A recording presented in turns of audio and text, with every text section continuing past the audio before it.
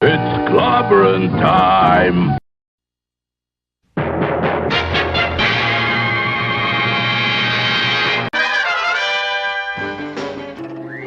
Atomic batteries to power. Turbines to speed. Roger. Ready to move out.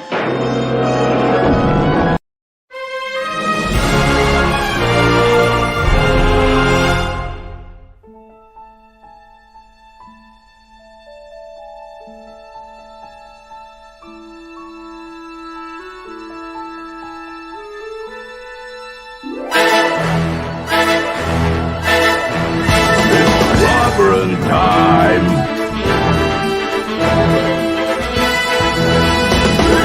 Clobberonimo!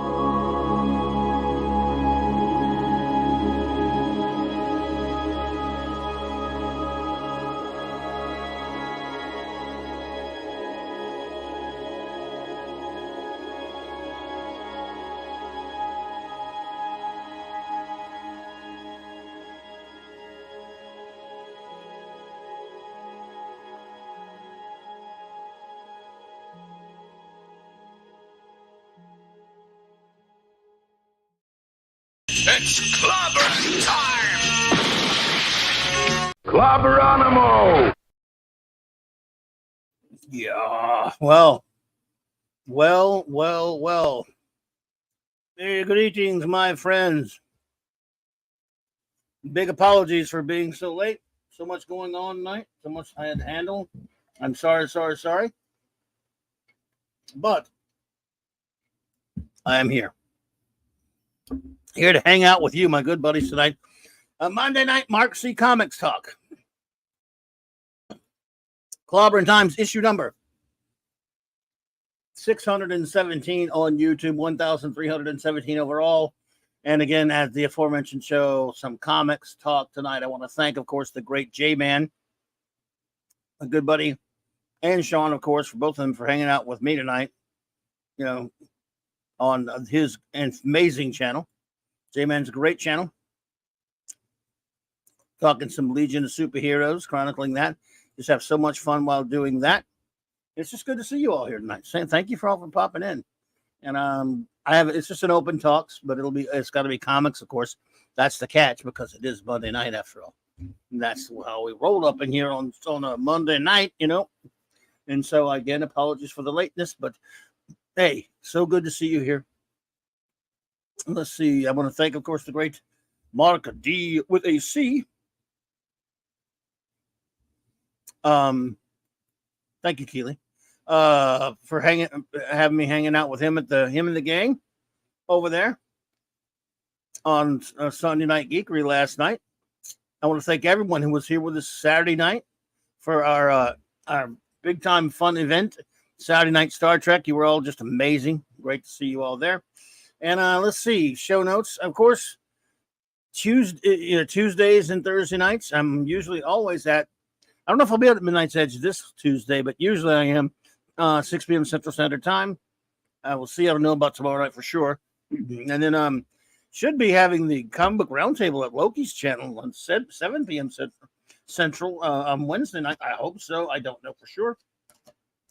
You never know for sure, but I hope so. And then I miss hanging out with those august gentlemen there. And then, of course, my show, my great Wednesday night wildcard Wednesday nighter of always. And then Clobby's Clubhouse. And, of course, this is all of my shows. All 4 of my shows here on the channel are 9 p.m. Central Standard Time, Monday, Wednesday, Thursday, and Friday, and Saturday, rather. And so, yes, with the most wonderful first officer in the fleet, the amazing Commander R.M. Briggs and the Chief Engineer Extraordinaire, Mark D. hanging with me on the big Thursday night Clubhouse. Clobby's Clubhouse, of course, brings you reviews of Tales of Tomorrow, Jerry Anderson's UFOs, a Star Trek comic, and who knows, pretty soon we'll be doing a lot of other stuff with all kinds of stuff coming up in the future for the show. On Friday nights, oh man, I didn't get that from J-Man. I got to get that picture. We're honoring the great Fandom Outsider on Friday night on J-Man's channel at, I believe it is 6 Central, 7 Eastern, I want to say. We'll be reviewing a comic. Like it's called, I think J-Man's going to be starting to call his shows on Friday nights, Friday Night Free for All, where we'll, just a different thing each night or whatever. Each time he does it. And I was on with him last week talking 66 Batman, loved it.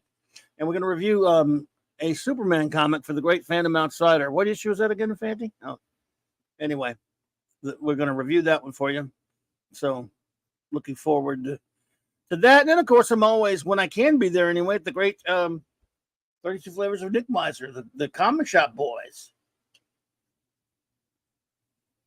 Hanging out with the comic shop boys, 8 p.m., 8:30. I think we're just going to do a big open show this week and with Nick and the gang, and I always look forward to that. And then, of course, it goes without saying that we've got the what? That Saturday Night Star Trek. 4 more episodes coming up this week. We're just getting started, just getting out of the gate, out of the Stargate, even though I don't use Stargate, sir. Out of the warp, out of the star system for Star Trek Voyager. So 4 more episodes of that. And then, of course, on Sunday nights, where am I always? I'm always hanging out with the great Mark D with a C on Sunday Night Geekery. Although, don't tell Mark, but I'm changing the name of his show officially. He doesn't know it yet, but it's going to be Sunday Night Eatery. Because that's apparently how we roll. We talk about food and make you hungry. So please join us for Sunday Night Eatery, 10 p.m. Eastern Standard Time on Mark D with a C's channel. Oh, my goodness. Good to see you all, my friends. Let's see. Let's do some shout-outs. How about that? Let's shout the outs, out the shouts. Here we go. Of course, our great wrenches. Whether they're here or not, they get the shout. And then there's, of course, the great Eric K. Bronze Wrencher. Oh, man, hope you're doing well, buddy. Hope the doggy's doing well. Hey, Chris Persia. Thank you as all you do, Mr. Chris Persia. It's great to see you, my friend. I hope you're doing well. The Vindicator Wrench of the Great White North. D. Bud Martin, the Wrench of Iron. Hello. The court, I've been seeing him pop up at a couple streams today. I don't know if he's here, but still, a shout out to the great Lord Thoth and his lovely better half, Lady Thoth. And dude, hey, always a pleasure. Long live Avon lives, long live the Legion. Sorry about that. The aforementioned great J-Man, my partner in crime on Earth B. And of course, Legionnaire Reviewer Extraordinaire and a Wrench Without Fear. Please go to his great channel. What a great friend I've made. And these fellows, he and Sean, are terrific, and I'm having so much fun chronicling the Legion of Superheroes, silver to bronze with them. Hungry Boy, Master of the Clobberin Comic Artist Extraordinary E. HB. Super Wrench Supreme Cal-El, buddy. Wheeler of Reach Mjolnir, Maddie's Daddy. Four in Vegas. Phantom Outsider, the Rascally Wrencher, and of course, our Music Meister, Maximum Red Stone. So, now let's see who's in the chat. I have to back the chat up a little bit and say hello to all of you good friends who are here with us in the chat, because again, just how we roll up in here on the Monday nights, of course. The aforementioned great J-Man could not be reached for further comment. Hail, Joseph Dredd, here comes the judge. This Gwagnar, what's up, buddy? Larry, hey, man. All right, good to see you, buddy. Let's see here. Oh,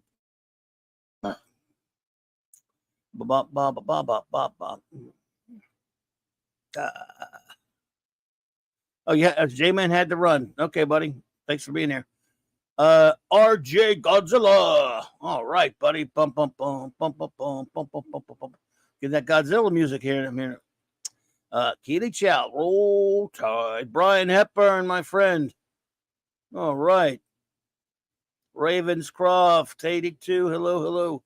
Mighty Orbots. What up?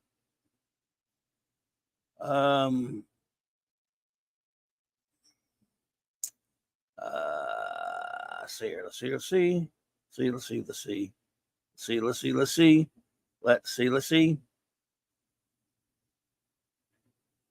All right. Well, looks like I got everybody so far. So far, so good. Remember that joke from the Magnificent Seven? Oh dear, oh dear. You can call me Ray. You can call me Jay. I remember that commercial. It's funny. You I watch a lot of old football games on YouTube from that era. Of course, some of them have the commercials in them, just depending on what I'm watching, of course.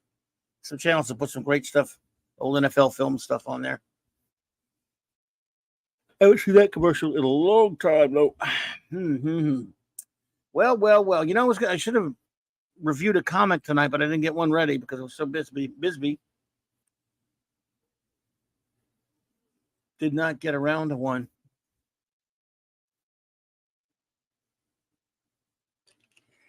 But the good thing is they're always going to be out there. They are bringing back the Savage Sword of Conan magazine. Might actually have to buy a new comic book. Oh yeah, they're doing it are they doing it in the same old magazine format? Will it be black and white, Wagner? Is that Titan doing that or what? I know Titan's doing Conan.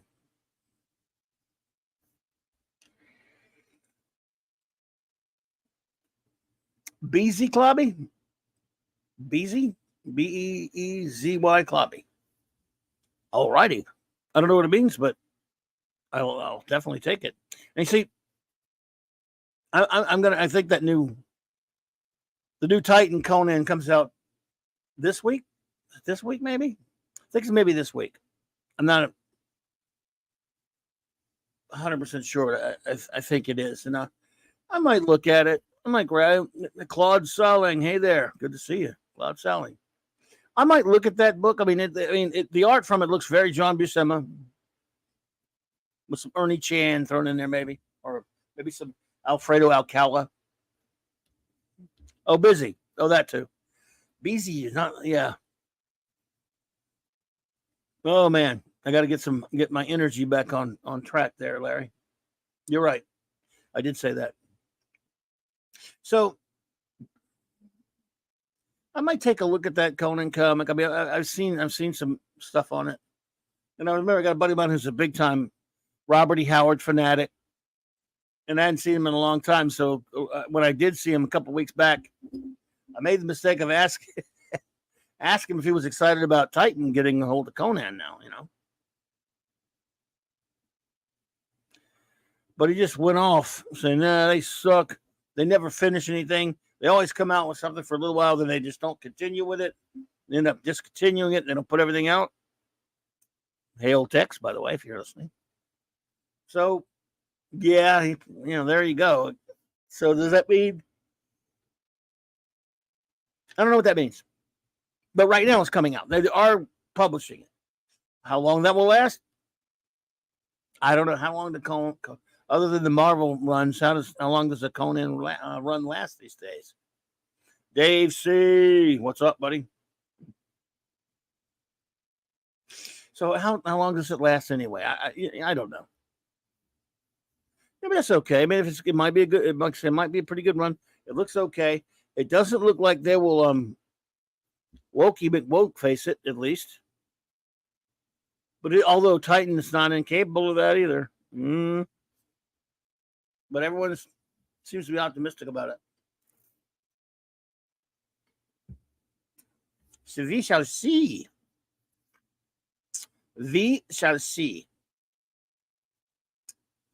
But again, anytime it's something new coming out, that's real tough for me to get excited. Even when it looks kind of okay.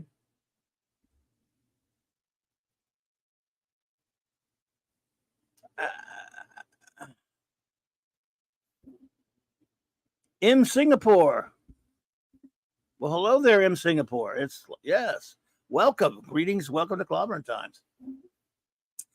So yeah, it's tough for me to get to enthuse about anything new. But again, that's just me being old and all that stuff. There are plenty of good friends of mine who still buy some of the new stuff. And since this is like an open comics talk thingy, feel free if you to tell me anything new you're buying right now. Because other than I bought a couple of facsimiles the other day. I visited a comic shop, my local comic shops, just for the hell of it the other day for the first time in a while, running around with a friend of mine. I actually bought a Mr. Fantastic action figure, a new one that's out there. That's a Diamond Select one because I got it for cheap.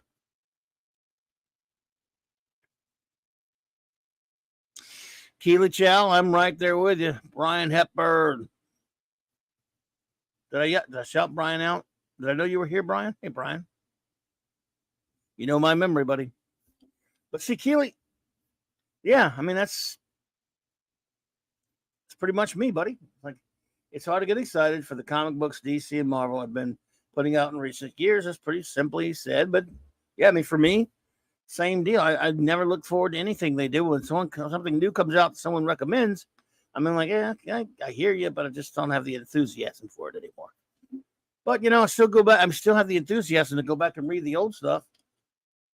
Or some cases, it's rarely something I hadn't read already. But when I haven't read it in 10 or hell 20, 30 years or more, 40 years, then it feels like new anyway. So I might say, if someone says, "Did you ever read so and so?"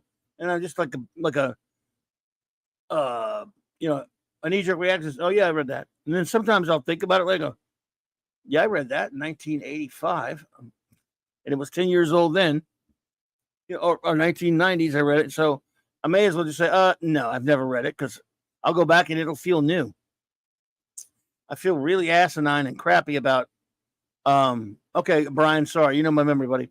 I felt crappy like the past few weeks on Nick's channel.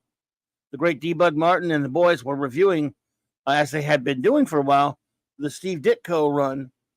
They were doing 4 issues, I think 4 or 5 issues, maybe 4 issues a Friday, and they did it all. They finally, got up into the Ramita run, right at the beginning of the tip of the Ramita run, and every time, because of different things going on, I didn't get to read all of it, so I would hang out with them a little bit, but I was pissed off at myself for not being able to contribute much because I haven't read those comics in so long. I do have.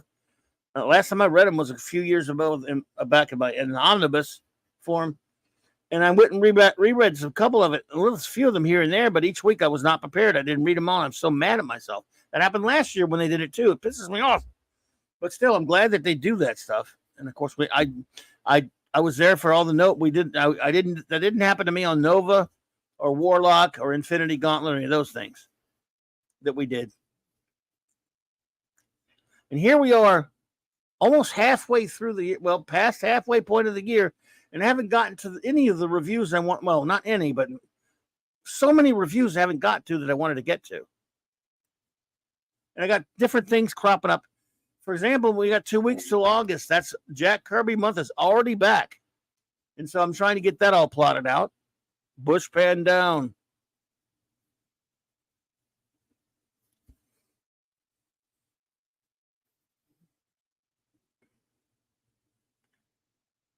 I'm trying to decide exactly what to do for Jack Kirby month. But I have some time to think about it a little bit. Of course, that never matters. I rarely think ahead. I'm always the procrastinator, but I got some good stuff planned, I hope. I mean, let's face it, when it's Kirby, you never run out of anything to talk about with the King of Comics. So, I may have a lot of fun the past 2 years doing Jack Kirby month. And so, of course, I did it the past 2 years, on YouTube, of course. I was doing it way before I was on YouTube, but yeah,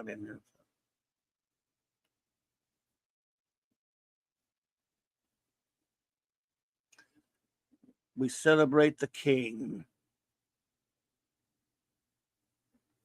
Because why not?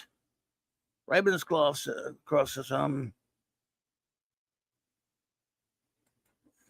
Love to see you do a show dedicated to Mark Grunwald sometimes. He's one of my favorites. So I guess you were a big fan of Squadron Supreme or something? Would that be one? Did you like his what was it, some of his Spider-Man or I mean Captain America, sorry. What are some of your favorite stuff by Grunwald?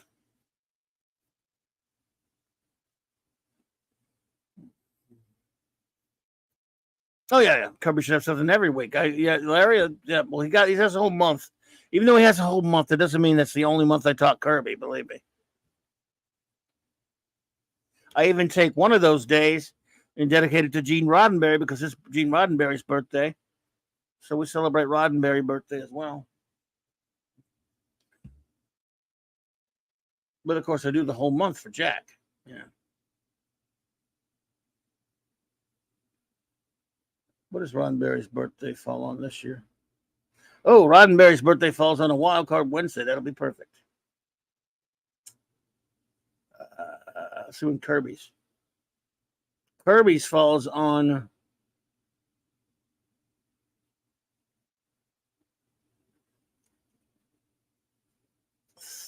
Sunday, I think. I get them confused a little bit. Yeah. So you say, okay, Captain America, DP7, Quasar, and you think Supreme was his best work. Well, it's interesting. Yes, it wasn't interesting. It is. They've done a trade paperback, of course, with an Alex Ross cover. I remember that. But yeah. So that's one of his. That does seem to be his popular. It's probably his most popular work. There you go. Didn't he work with Ralph Macchio a lot?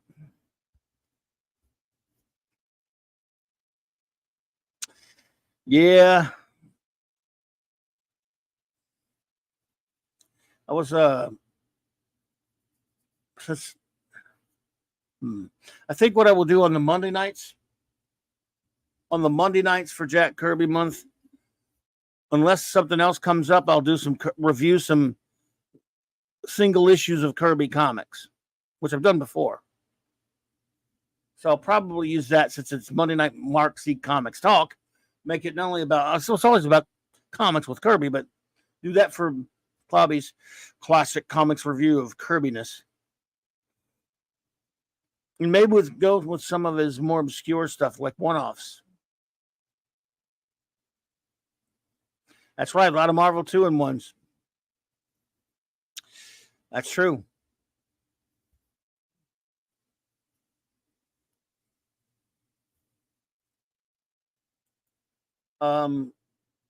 You could do some Eternals, some New Gods, maybe do a little compare and contrast. You know, something that's interesting about that is RJ Godzilla. 2 years ago, when the horrible Eternals movie came out, both I think J-Man, Nick, and I think Sean and Mark D, we did a show where we reviewed all 19 issues of Kirby's Eternals, the whole run. Joe Dog, what's up? And it's all you can find it. You can find it on my page. It was again right before the crappy movie. We also did the show after that. We did a show where we all reviewed the terrible movie. But so yeah, this was a lot of fun where we reviewed his whole run on that, and I think we did. I think we did okay on it. That's true. Ravenscroft. That's true. Grunwald's ashes were mixed with the comic. That's legend anyway. Well, that's legend. So there. Good to see you, Joe Dog. So, yeah, it's 2008 Space Odyssey comic, Larry. That would be a good one. It's going to be something along those lines for sure. Maybe that, or maybe like a one issue here, one issue there of something. In fact, I might do some focus on his Bronze Age return to Marvel. I'll have to go back and look. And then, of course, on his birthday, which will be his, let's see.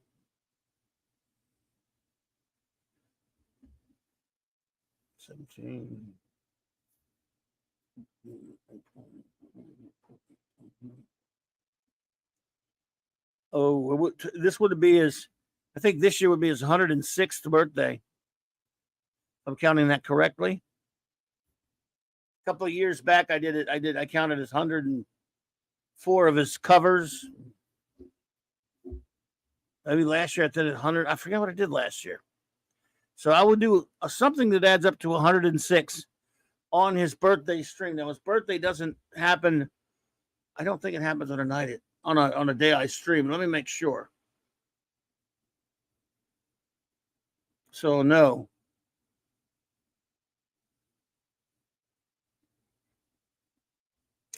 Not a bad idea, Guagnar. Not a bad idea at all. Something's going to have to take my fancy, and I'll figure it out. Yes, she does. Larry, that's true. Jack Kirby's granddaughter, a nice young lady. I've corresponded with her every now and then on Facebook. A very sweetheart who loves her grandfather's work.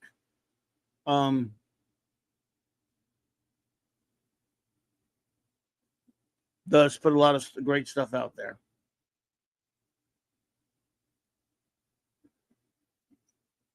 Okay, let's see.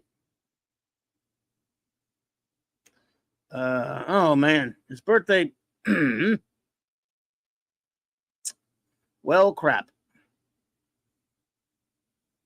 His birthday falls on a Friday. That sucks. No, I'm sorry.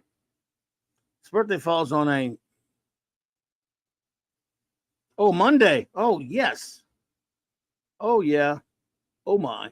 Wow, and Gene Roddenberry's is on a Saturday. That's perfect for Saturday Night Star Trek. So, Monday. Yeah, Monday the 28th of August. That's going to be the big Jack Kirby birthday bash night. I should have remembered that. I'm a dumb arse. But yes, I don't know exactly what it'll do yet. But it'll involve 106. The number 106, I think. I think it's 106. Could be wrong. Maybe I'll do that, like my 106th greatest Kirby pages. One pagers. What do you think of that? That's not a daunting task or anything, is it? Yeah, that's not making it tough on yourself, is it? Okay. So I think maybe, yes. I'm glad it falls. I'm so happy it falls on a Monday night. That's great. I'd forgotten all about that. For those of you who may not remember, I read The Invaders last night. I read The Invaders last night. I love this comic series so much. Oh, cool. Joe Dog, cool. Greatness. I say do a non-superhero Kirby comic like Sergeant Fury and his Howling Commandos. Wahoo! That's a good point. I'll probably do something like that. Not for the birthday show, mind you, but no, I mean, that's a good idea to do something like that. D-Bud, if you think of one, if you think of an issue for like for one of the review nights, if you want to review if you like a Sergeant Fury issue with me, maybe a Sergeant Fury issue and a Two Gun Kid issue or something like that, or monster comic issue or something, that might be fun. Let's see here. It's hard to believe how long ago this was now. But remember 2 years ago, in 2021, way back in the far-flung past, we did on the 8th of August, we did our celebration of the Fantastic Four #1, right in smack dab in the middle of Kirby month.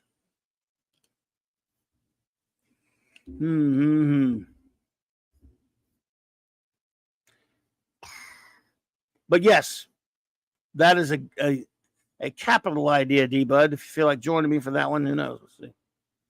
Kirby Crackle Pages spotlighted. It says Larry. Yes.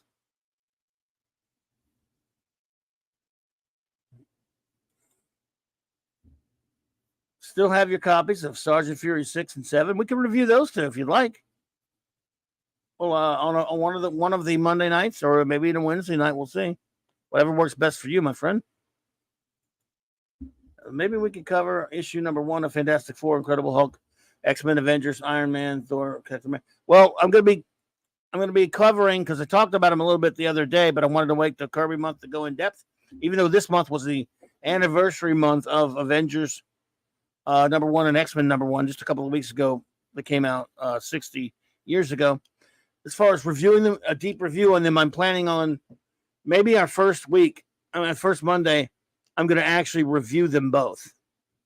I didn't want to do that necessarily on their anniversary for their release. I think I want to do it on, beginning Jack Kirby month for that. So I might do that for that one of the reviews there.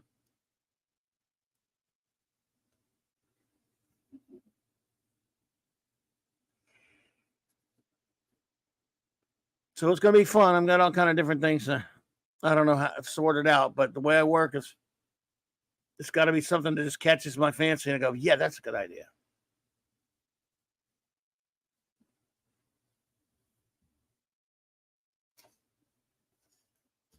I got to take it into the idea of it. Yeah, that's what I want to do. Then, of course, the important thing is to eat a pretzel.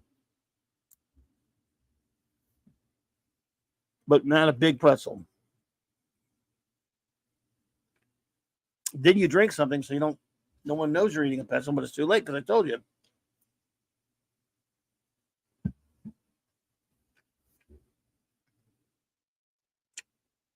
Because I'm an idiot.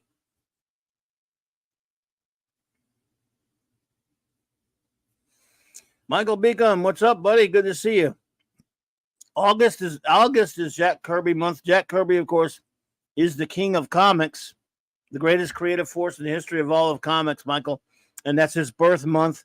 And I always celebrate it by devoting all of my shows, except for my Star Trek shows, of course, to the king of comics himself, Jack Kirby. What's up, Cardinal Sin, buddy? Afraid not. Chris Persia, plain old pretzels. I wish they were chocolate coated.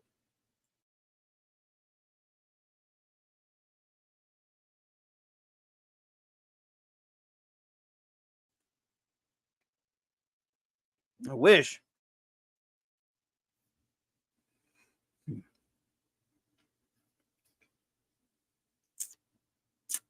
So yeah, it's been a tradition on my show for years.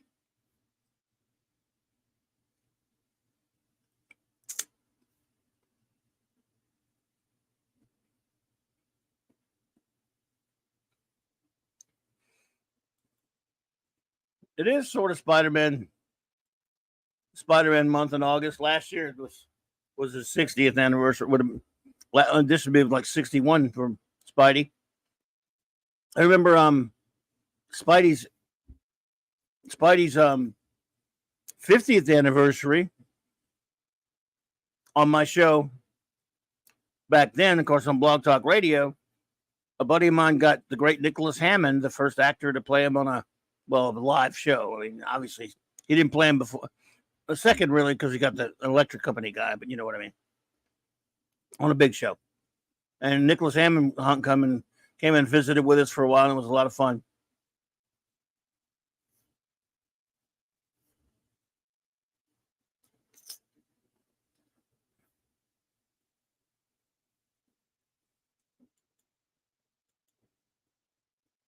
Clobberin times you're invited to be on Midnight Miss.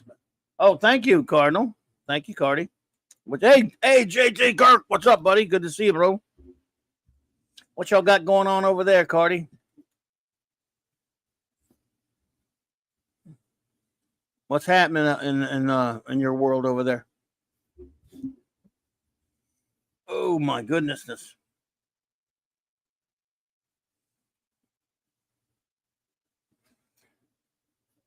So, Joe Dog, you're reading some Invaders. Let me ask you this: are you? And maybe we've talked about this before, so forgive me if I've asked you before. Are you a big fan of Frank Robbins? I'm just curious because I never. He has a big fan base, and that's fine. I was wondering, Or Frank Springer? I mean, whose work did you prefer on that series, if either? Michael Bickham says Nicholas Hammond always respected Spider-Man, even though he was portraying him in the dark ages of low dollar quality live action television. Yes. RJ Godzilla says, Clobberin, I just thought of this, and I might do this for myself. But for Kirby Month, I might watch the two-parter of Superman, the animated series, Apocalypse Now. It's the episode where Dan Turpin dies. That was a great one. Great episode. And that was they even dedicated that to him. They even shot a scene that they cut out that had a bunch of people at his funeral. That's right, Jakob Kurtzberg.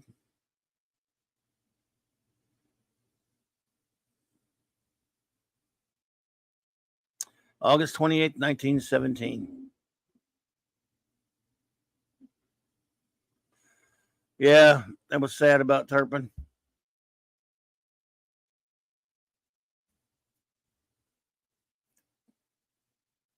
Ravenscroft, I understand.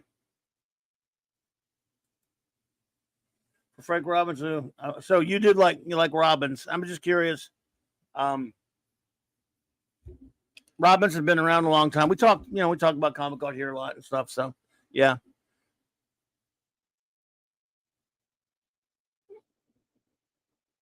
So are you just reading the back issues of it, or you got the trade, or what? They just came out with I think they did an Invaders omnibus.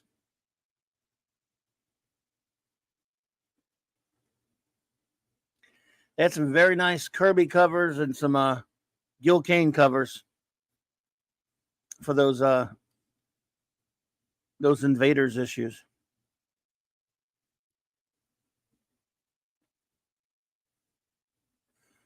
I hear you, Ravenscroft.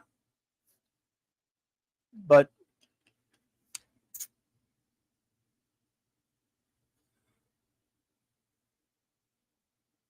I'm just reading the first issue. Gotcha. Cool.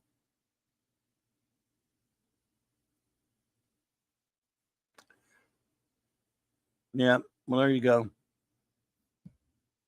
That's what I like to do. Sometimes I just like to pull something out at random and just read it out there. Of course, now we're reviewing a lot of comics. You know, I'm review 3 issues of Adventure Comics Legion with Sean a week.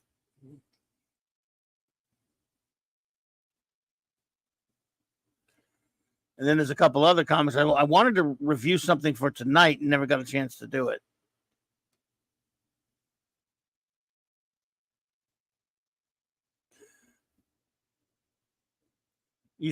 So Ravenscroft, did you ever get that Ordway of Invaders comic from a couple of years ago?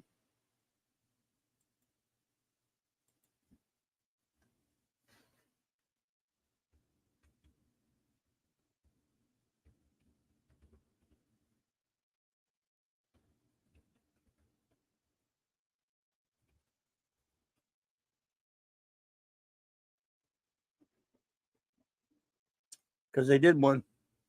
You probably saw it.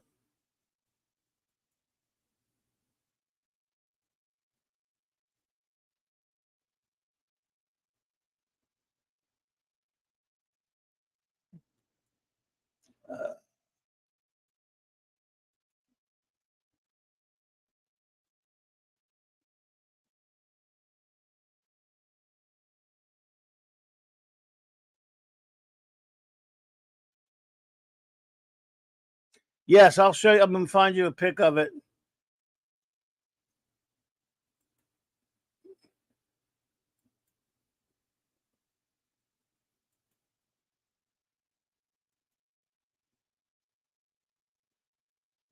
This was from about 2 or 3 years ago.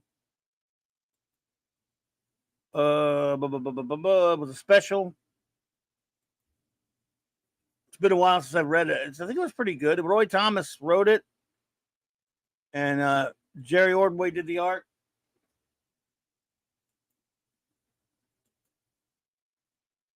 You mentioned Ordway, so pretty good. Trying to find a good cover of it.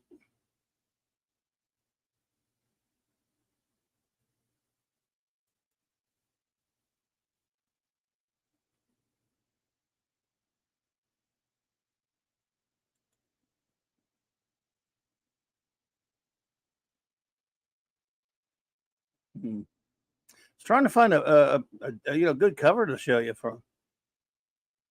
There's the cover without the without the logos and everything of it.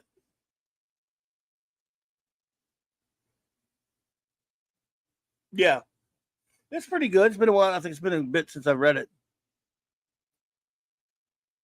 so I can't really. I'd have to go back and read it again. I was looking at it the other day. I don't know where my copy is. Mine's buried, of course. But there's some, Invaders, though. There's some cool copies.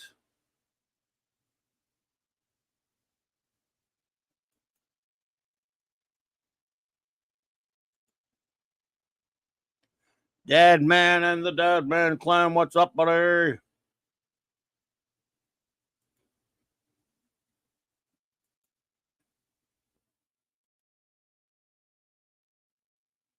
There's a little bit of the interior from it.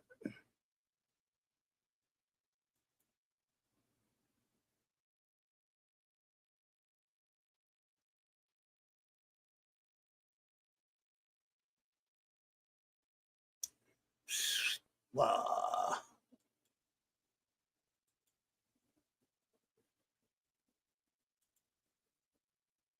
So there you go there. Good to see you there, man. Absolutely.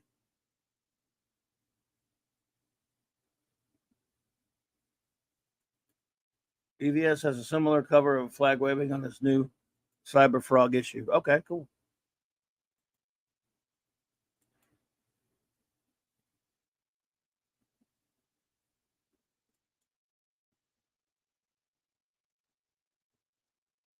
Yep. They were, of course, originally called the All Winners.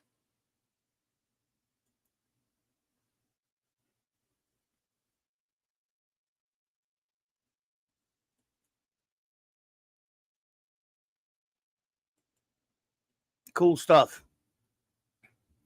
Very, very cool stuff.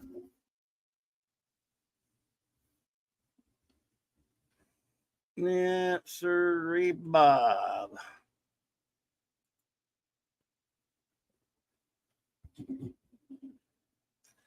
Oh my goodness. Andy Matheson, what is up, dude? How are you? Good to see you there, buddy. Love Invaders, yeah. They're amazing. You know, that's the comic that really, obviously I'm a Fantastic Four guy, so I love Johnny Storm. But man, I love the Jim Hammond and the and even Toro. I love the synthesoid Human Torch.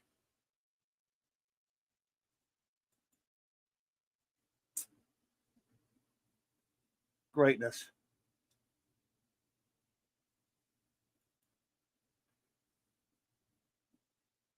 Total greatness. But we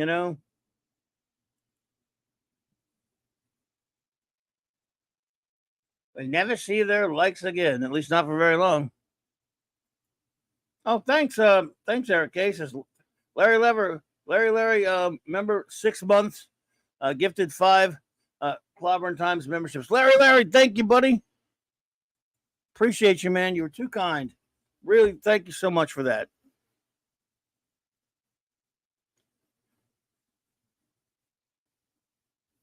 Thank you, sir. Let's see.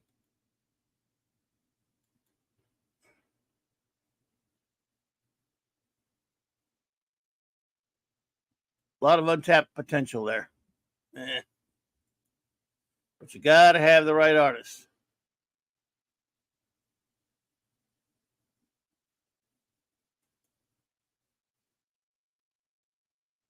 And I can't stand it when these artists They'll draw invaders, but they give Jim Hammond a face.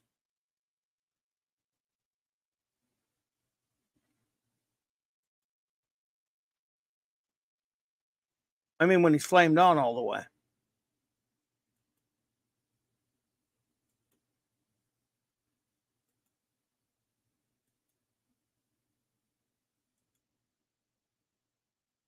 I hate that.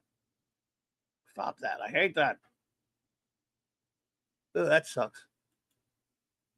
That sucks too. What am I doing? Show something good, asshole. Sort of crap.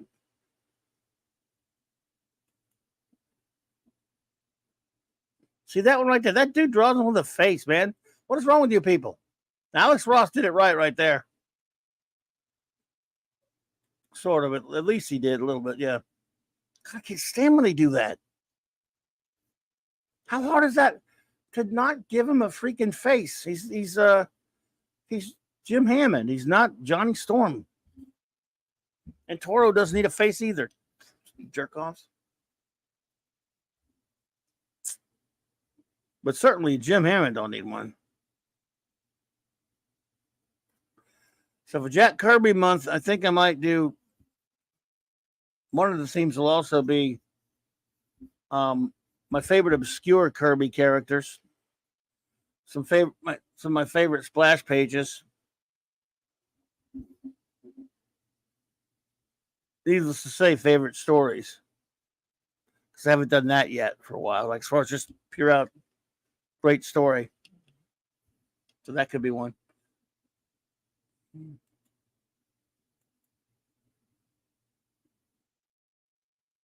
There's another dope giving him a face right there. What is it with you people?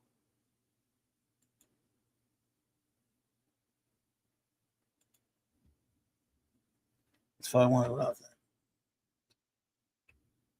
that. Marvel. Yeah. You better give me some good covers. All right. Oh, this is a great one right here. Bum, bum, bum. There we go. See, that's a cool one right there. That big old splash page. Okay, Axis, there we come.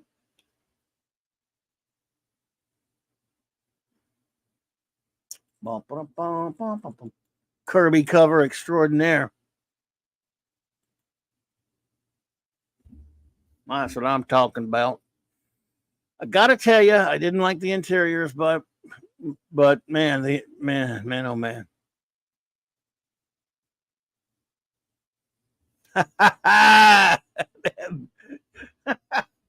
Andy Matheson says, I have Ryan Gosling standing in as Jim Hammond. Jim Hammond. Oh, sorry, hit a bad button.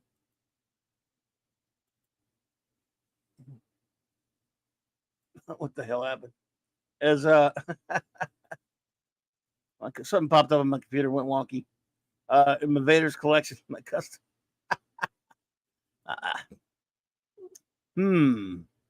So did you shave his face off of his head? If he's flamed on, of course.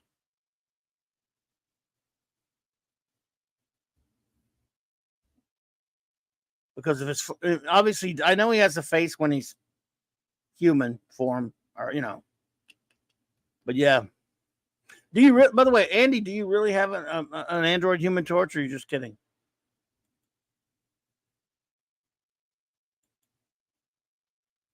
The other dumbass drawing a face on him right there. See, there you go. And that's one of the better Frank Robbins drawings right there. No face.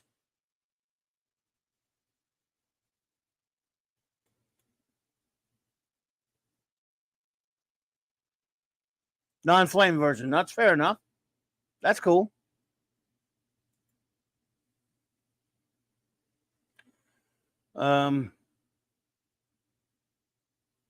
Ravenscroft says, I don't understand the appeal of Gosling. I don't either. He doesn't do anything for me. So sorry, crude boy humor, but look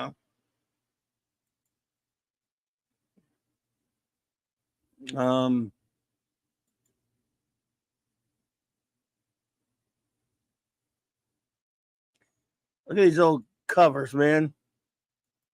Why can't comics look this cool anymore? Why can't comics be cool like this? Good Lord, man. It's just fun to look. I mean, just like looking at these old suckers.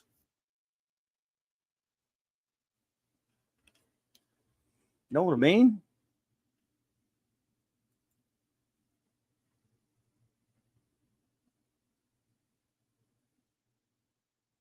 Ba-bop, bop, bop, bop, bop, bop.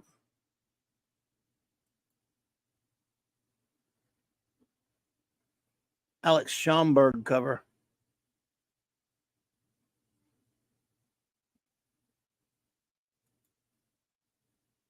Man, I bought this one.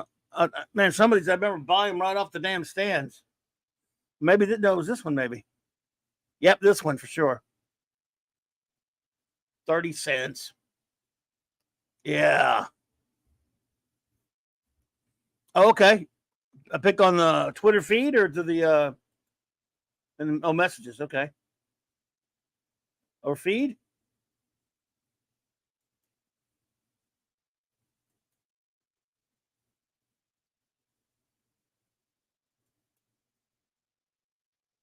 Oh shit.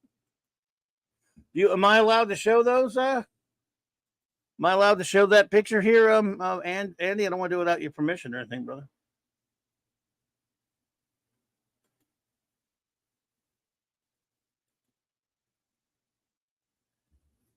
Just let me know if it's okay to show that. I know everyone will get a kick out of that.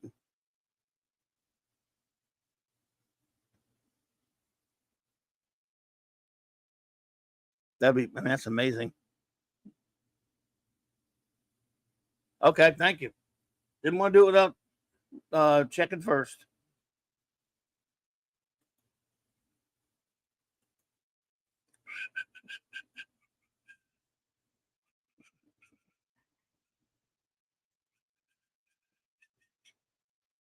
That is badassness right there, buddy. I think you may have showed it to me before, but I can't remember now. But I'm sure you have. Namor, oh my God, that's bucket cap. You got Miss America, and that costume for Jim Hammond's perfect, dude. Wow, man. You could get if you had like the scale. I mean, you're way too professional to do something like this, but I'm just saying, my old ass Mego Human Torch, which is not in the greatest shapes. He's so short, he would be a perfect Toro to that because of his size scale. A Toro to Jim Hammond's Torch. Just saying, but it wouldn't be it looks so crazy to class next to these great figures. This is incredible.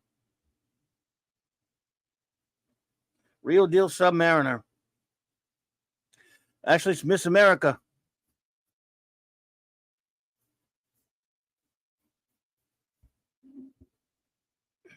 Maddie's daddy, what's up, dude?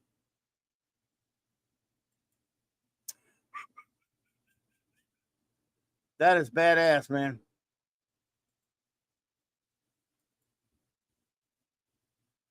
Yes, it's Miss America, Ravencroft, yeah. But that's perfect.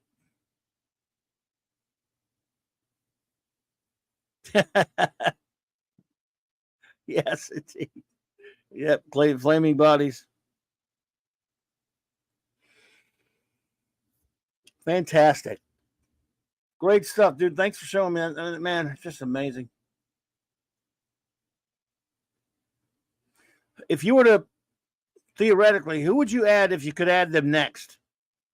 Out of the invaders, Andy, would it be Union Jack, Toro, Whizzer, I don't know. I mean, some of the other ones.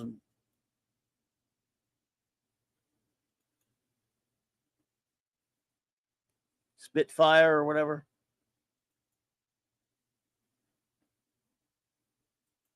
Just curious.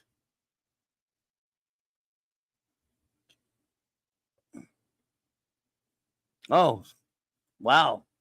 Okay, doing Union Jack and Spitfire next. Greatness.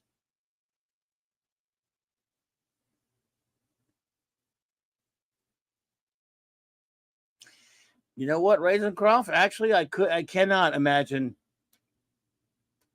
Oh, sorry. Hey, Oliver Bellamonte, good to see you. Glad Tony DeZuniga has been nominated for Will Eisner Awards. Has he? Well, that's good. I love DeZuniga.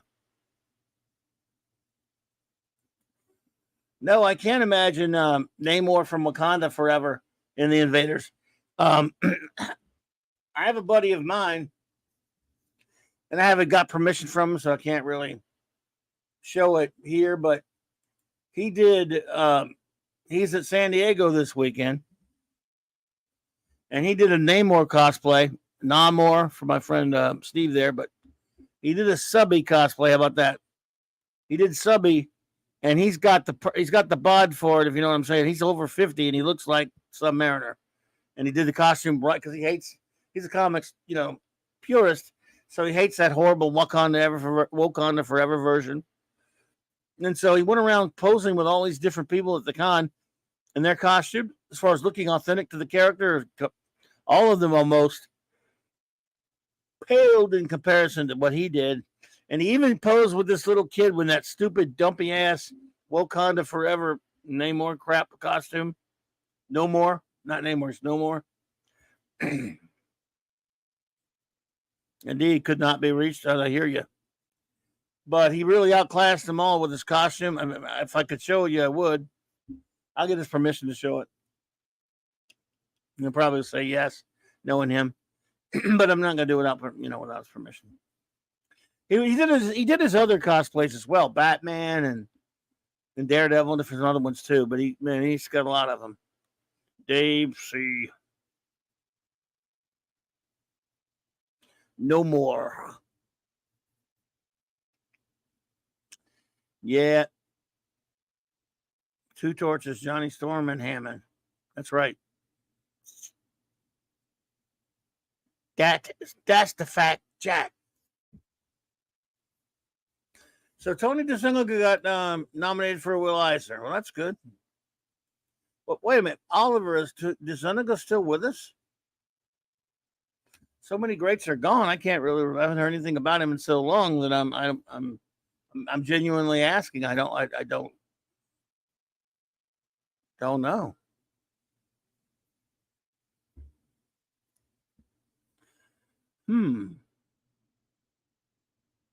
Well, I like DeZuniga on Jonah Hex.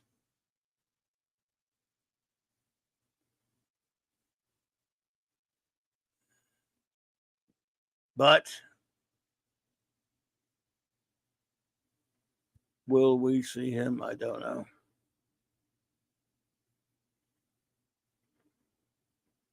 Found one on Google. If it's the same, it's a great cosplay. Could be. I'll go. You know what? That's a good point. I'll Google that cosplay, and it'll probably be him.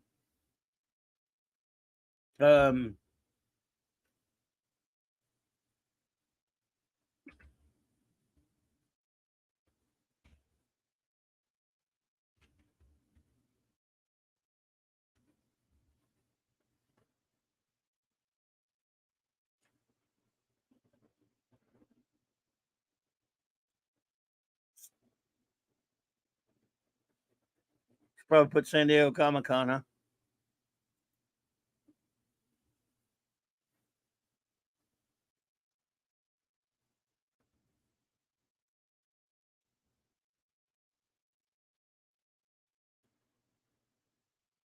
Ugh.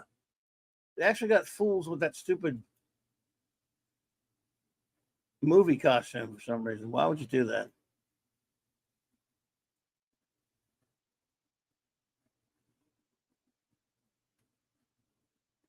Of course, they don't have any from this year up yet. The con just closed, so I don't see any. I don't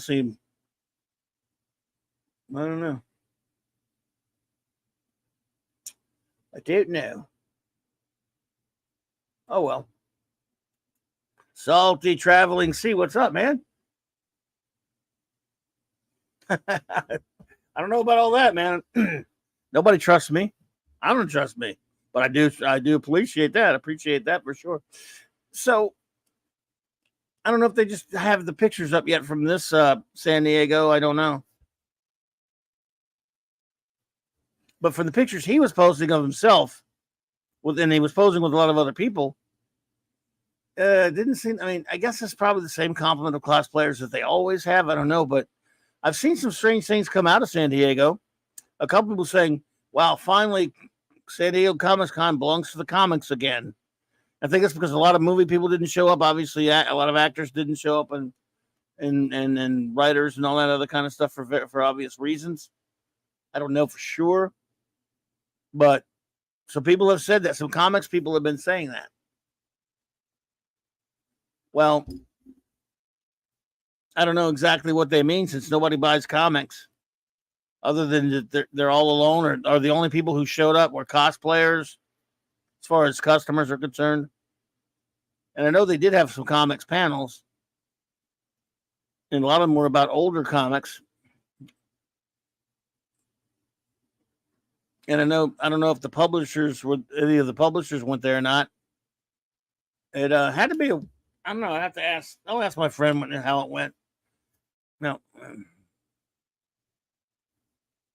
a San Diego trip. Okay.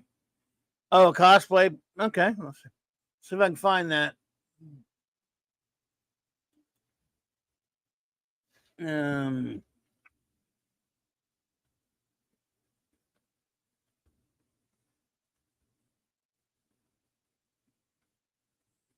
Comic Con cosplay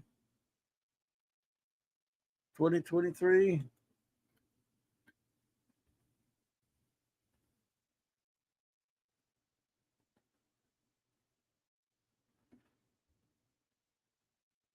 Hum. All right.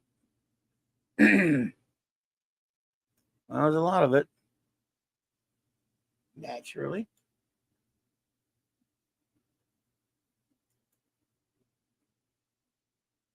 All right. Wow, really all the same crap, huh?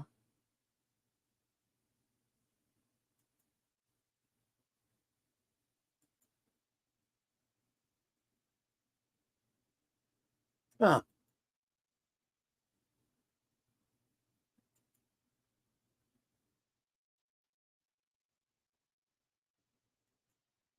You find a good place to find it. All right, variety. All right. Oh my God.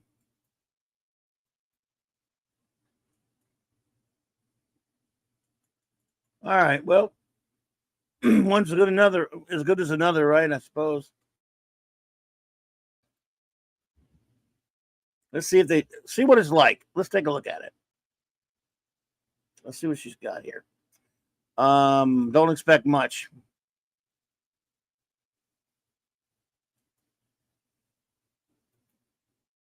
Never know. My friend might have gotten into some of those. All righty then. Cosplay.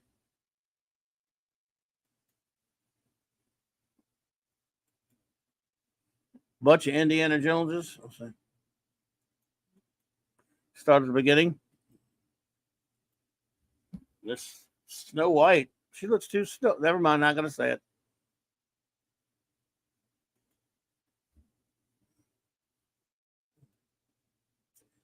Oldie, and they added up the combined ages of all these cosplayers, and he still wasn't as old.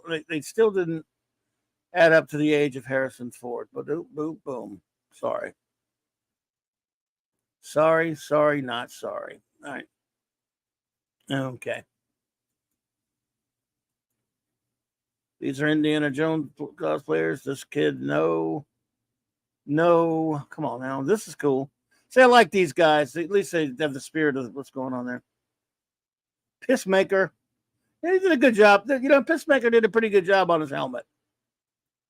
I got to say, I got to give him some credit on the helmet right there. Good job. Hey, Riddler outfit. That's good there. 66 Riddler. Yeah, I got a buddy of mine that's a costume like that. Nice job. See? Let's see here. Ooh, well, is that a? I don't know what ladies. I guess the ladies are nice. The Austin Powers with Stormtrooper stuff, whatever. What in the hell are you, boy? That's actually funny. Wonder Bread Batman race car drive. What the? I mean, what is this dude? What's this guy's issue right here? Let's see. I'm not trying to be mean. Look, I'm a big fat blob. I can't cosplay anything. that's funny. Yeah, that's funny. Pee Wee Herman. Okay, I think that's a lady. Okay. There's. Let's look too crowded. What's the deal there? Mario. Oh my, that's different. Yeah, that's Michelle Pfeiffer, Catwoman. Yeah, yeah. Okay, nothing wrong with that. Just kind of tough to see the angle there. Okay. Is that Mexican Iron Man? I mean, we're going to send this copy to Mexican Iron Man, ask him if this is him in the purple outfit. And that's Paulie in the blue outfit, but they'll get on to me if I think it's never mind. Over lady. Okay. All right. I want to see some top-notch cosplay. I mean, you're at San Diego, man. Come on. I know I can't do it, but I'm not at San Diego, am I?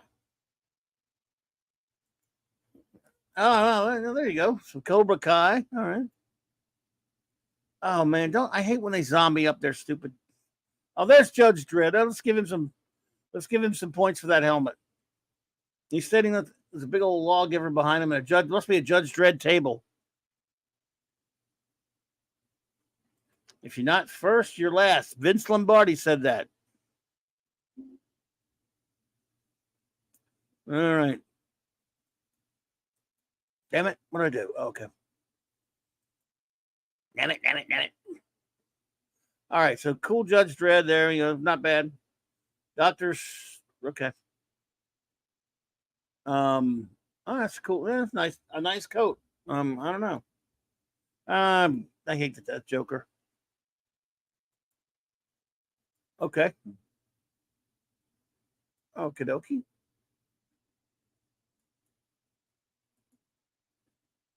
It's got to be, no offense to any of them, but it's got to be better than this. Come on, man. I want to see some badass ones. You guys can do better than that.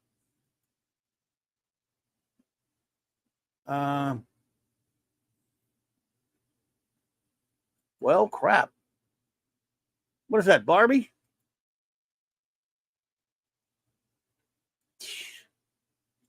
All right, well. Yeah, I am.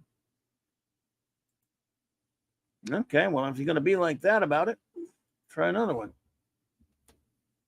Well, sorry, I couldn't find any good ones there, did I? I'm expecting better of my San Diego pictures. What's that? Half of the Wonder Twins? I don't know. That's a good point. Maybe it was half of the Wonder Twins. I don't know, dude. Oh, shit. I'm afraid even I just don't know. Come on, frickin'. All right.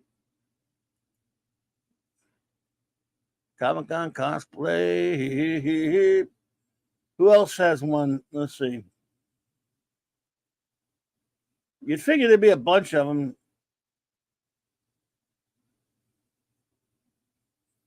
A lot of them claim they have good ones. All right, okay. You bunch of geeks at Gizmodo, they got to have a good one, right? Start slideshow. I hate the slideshow ones. No, you suck. Your stupid slideshow. Get out of here with your freaking dumbass slideshow. All right. Okay, there we go. San Diego Tribune there. Hey, got to be a subscriber? Bite my nuts. I would, you don't have to be no damn subscriber. I hate to go to Bleeding Cool, but if I'm going to have to, I guess, right?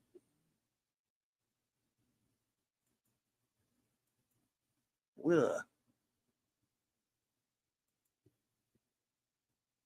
All right, now you could choose from some here. Nope. It's all the same damn ones. All right. Well, you're probably right. Whoever mentioned bleeding cool. Wait. JT Kirk. I was just wait. I was told comics and cosplay were for incels in their mama's basement. There's all kinds of beautiful ladies in here. Really? You mean in the chat? Or you mean at the con? Yeah. Yeah, I saw Anna. I did see Anna had some pics. Bleeding cool. Okay. Bleeding stool. Bleeding stool. Damn it. All right, let's see here.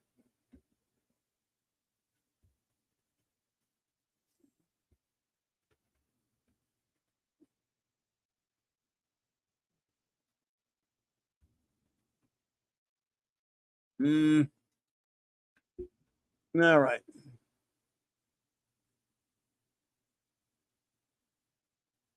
Okay. All righty then. There they are.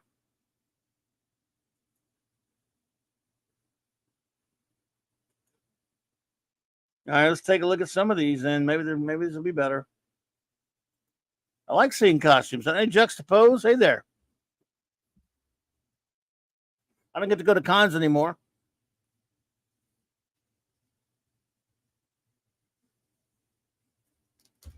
Not many of us got to go, I guess.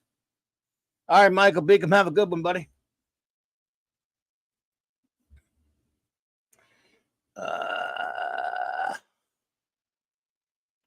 Where you at? Shit. Okay. All right. All righty then. Let's try this one. What are you doing?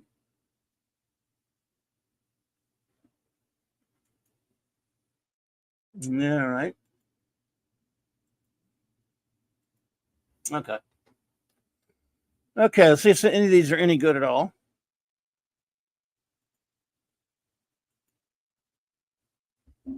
Okay, ladies. That's all right. Magneto. Yeah, it's a good try. Did a good job on the helmet. There you go. Some points there, my lad. This is ladies. There's now that guy. I like what he did just to be crazy. He gave himself fake muscles, and he brought a fake weight thingy to be Superman. I'm down with that. Why not have fun with it, man? Hey, that's cool enough. Good job, youngster. Could have shaved and everything, but now why bother, man? He's having fun. All right, ladies, they're having fun in there. It's good, fine. I don't know. There you go. All right, Magneto. At least you went spandexy. Hey, look at Bender. I mean, I'm just kidding. I know he's a battle droid. Couldn't resist. Look at the battle droid weirdo with the. Oh yeah, that's right. That's from last season of stupid ass Mandalorian, right? Never liked this Cyclops outfit. I like Cyclops. Never liked that outfit. Just me. Hey, look, it's a Lita Snarkeesian. Is that? Yeah, and I just always looked like Bender to me at first, even though he was way before Bender. All right, so yeah, doesn't it look like Anita Snarkeesian, doesn't it? I mean, a little bit. I don't know. All right, let's see. Oh boy. Well, you know what? She's better than Bree, right? Am I wrong? Am I right? I'm wrong, boys. Better than Bree, right? Can I get a name in somebody? I mean, first of all, she's kind of smiling, so she's nice enough. Yeah, I'm gonna say she's better than Bree, but that's not a big bar, you know. And that looks just like Sam J. Jones for me. Say what you want. Just spit an image. Get out of here with your. I hate when they do it to Spider-Man's costume. You go straight to. Oh, there we go. Some Mario people. That's cool. Some Mario's. There's the Wonder Batman again. What the hell? What is it with the Wonder Bread, dude? Southie says, that's a way hotter, personable Cat Marvel. Yes, yes.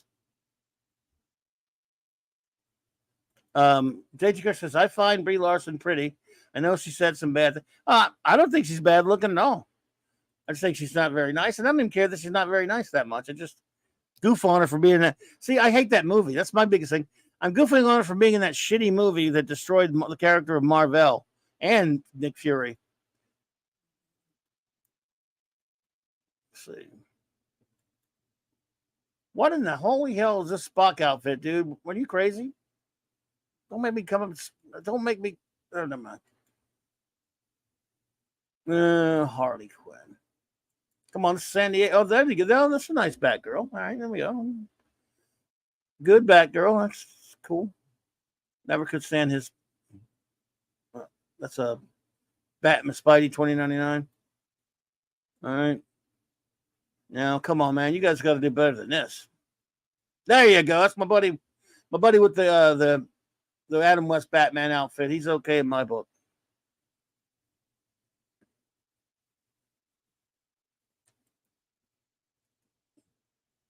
A Pop Funko. Ugh. He's wearing a Pop Funko box on his head. Man, dude, I hate Pop Funkos. She's pissed. I don't know why, but she's pissed. And you are not Captain America, and you are Miles Morales, which means you're not Spider-Man. And there we go. I think I might sit and listen for a little bit. There's some Wondrous Woman. I'll take that. Have some nice stuff. Really, your son dressed up as Spock at the Force Awakens premiere. I love it. Nice. And that's a cute Wonder Woman. I'm having that. I'm having enough of that. I'm having that. All right, let's see. I wish. Playing Mario. That's cute. Would be. His heart's in the right place with this outfit. I'll give him that. I mean, if you know. Yeah, that Wonder Woman was sweet. I'm going to give this guy some points in when he's trained. I don't like the X-Force on their thingy, but, you know, Wolverine in the proper costume, you're close to it anyway. I'll give him some, you know, always give these people, they do a lot of work on some of these costumes. What the hell? And that's cute. Whatever the hell that, I don't know what the hell those dudes are, but it's probably from something. Oh, Lord. Dude.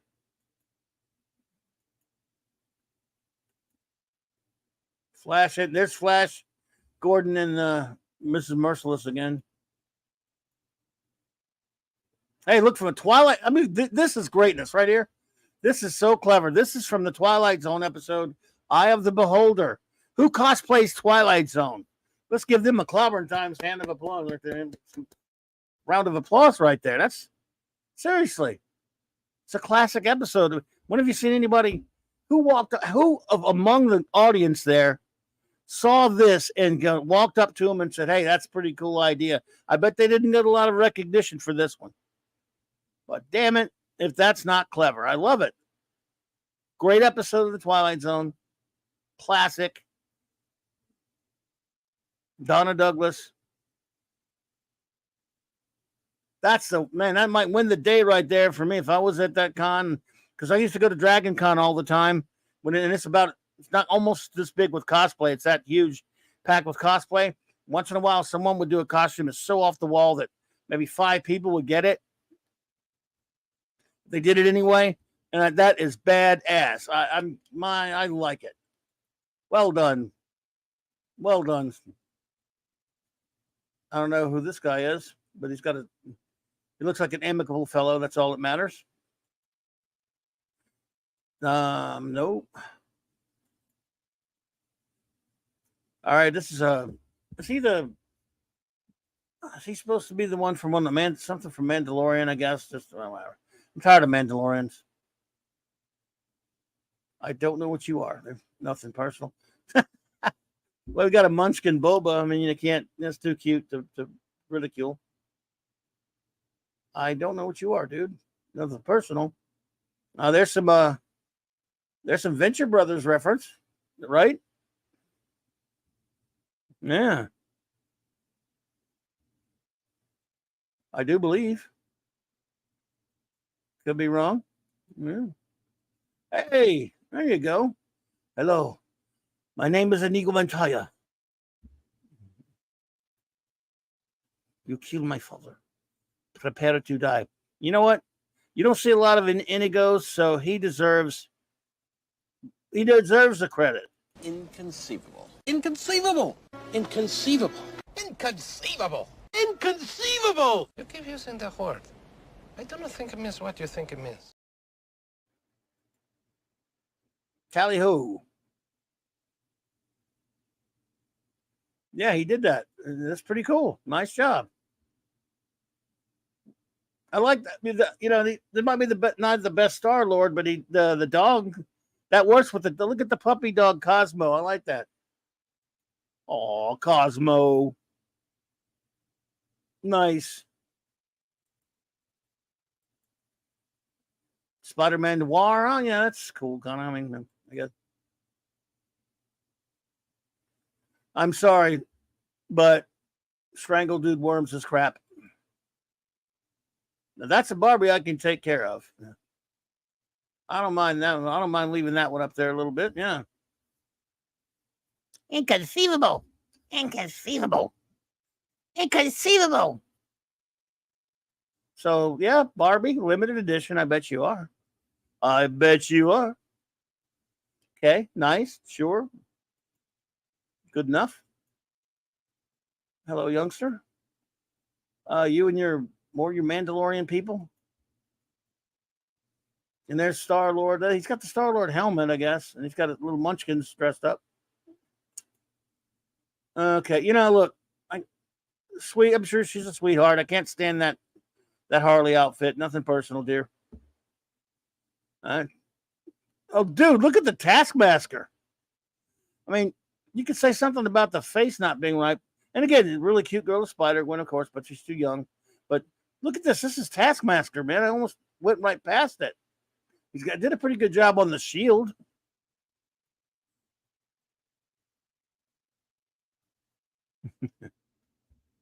That's not too bad. I think he probably maybe need a little work on the face. What do I know? I'm no cosplayer, so I'm gonna give this guy some points right here. Look at the Taskmaster outfit.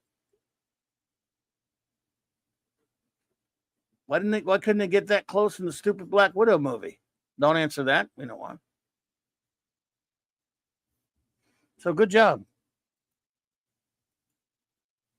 Hey, Spidey. Spider person.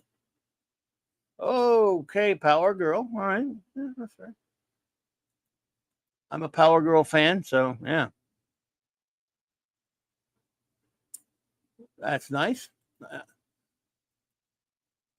Hey, Wonder Woman. Look, Lego Batman. Okay, that's pretty funny. Look, the head's funny. I don't know what you are. When I don't know what they are, I don't know what to tell you. There's Thor. He's not quite Thor in Vegas, but you know, he's having fun. There's another is this the same Wonder Woman lady from earlier?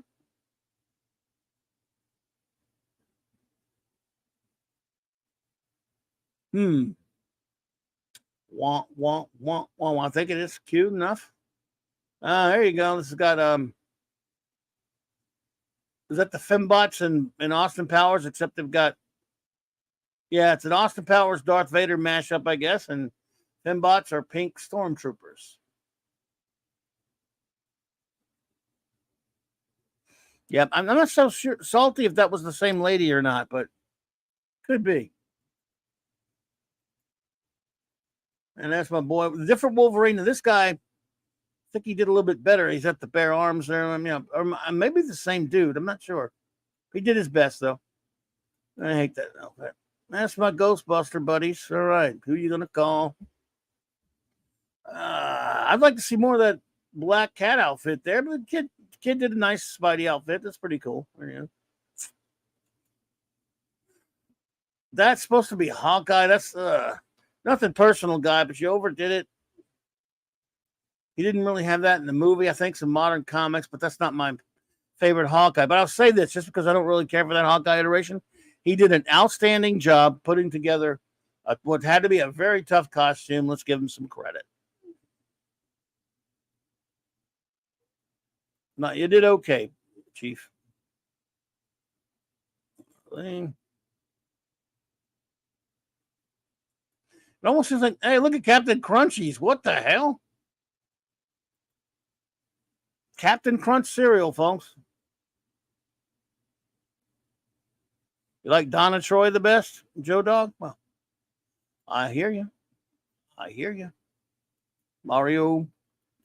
And it went back around there. There you go. So, man. So there you have it.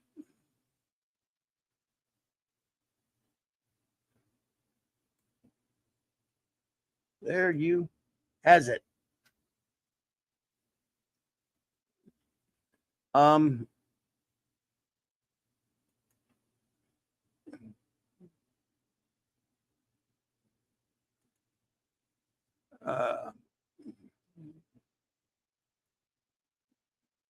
what am I looking for now? Oh, there we go. That's a weird. Well, that's weird.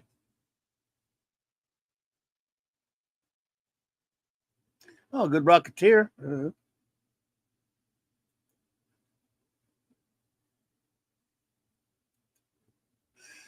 Andy says a few years back, my daughter and I went to Halloween as Logan and X-23 from the movie. Wow, cool. That could not have been easy. Nicely done. Excellent. So that, what is this Thanos? That helmet doesn't look anything like Thanos. And I know it's movie Thanos, but still, it's just like, or is he supposed to be Maestro? Mash up Thanos because of his beard? I don't even know. Great Rocketeer right there, though. Look at that. There you go. That's a great Rocketeer. It's too bad we get better look at it. Sentinel. A bit of a dopey Sentinel, but okay.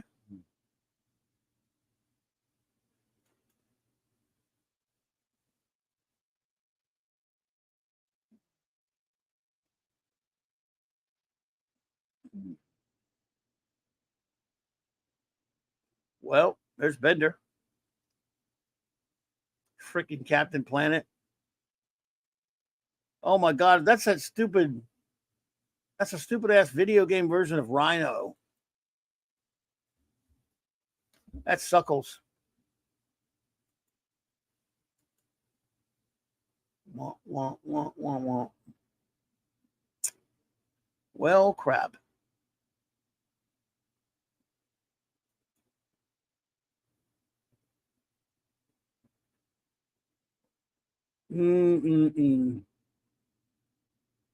Well, there you go. There you go.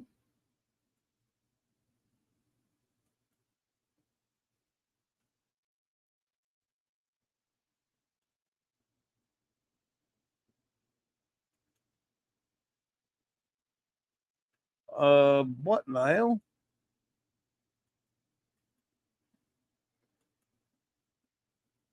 Wrong damn place. Wrong damn time. Huh. Well.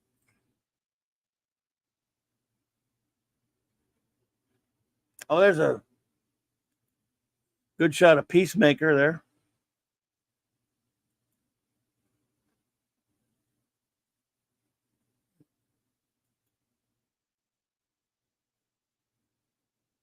There we go.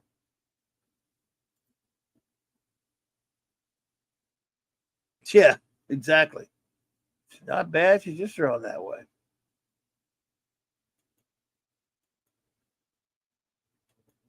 All right. One more. Look at some more costumes here.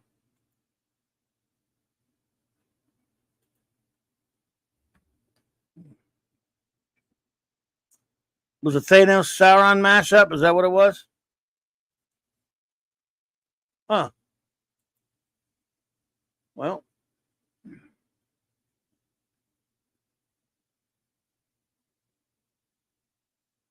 Next slide. All right. So the previous this Peacemaker's pretty good. These indies, I don't know. But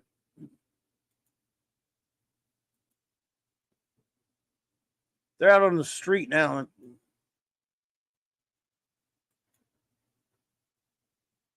that Peggy? Peggy Carter? Yeah, well,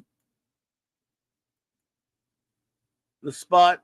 It just seems like it wasn't that crowded this year. What if that's the deal? Since they had so fewer, yeah, I don't know. Maybe not. Ah, well. I haven't seen any like really fantastic, outrageous costumes like usual.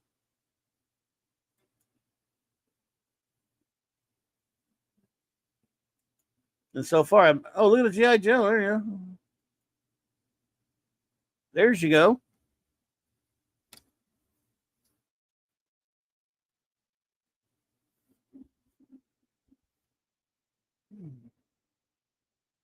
All right, Ravenscroft, thanks for being here. Good to see you. Always great to have you. Thanks for hanging out with us. It's been a pleasure. Yeah, that's I guess that's cool for the GI Joers right there.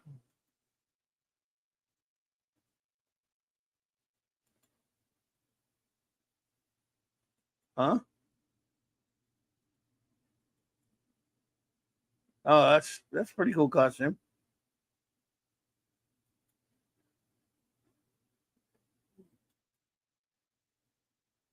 Yeah, there you go.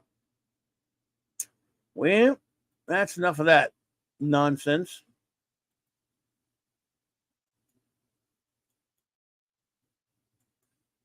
I think that's Future Thanos in its comic Ghost Rider series. Okay, probably so.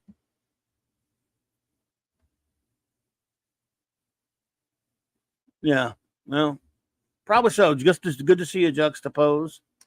Well, yeah. What are you gonna do? There was nothing else going on in comics tonight, and I already reviewed some comics earlier over at J-Man, so I thought I would take a look and see if we had any interesting costumes. I mean, like I say, that my friend, and I didn't see him in any of these. He posed with a lot of people with some pretty good costumes, and a lot with not so good. But his Submariner was the real deal.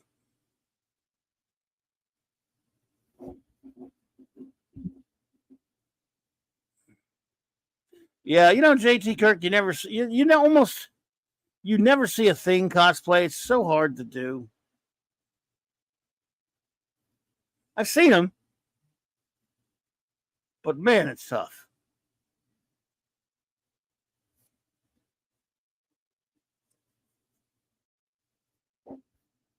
I've always thought that'd be the toughest. I mean, it's the toughest one to pull off, even if you have the CGI to do it, because in those two times the Chickless does, those Sony movies, which everyone seems to like more than I do.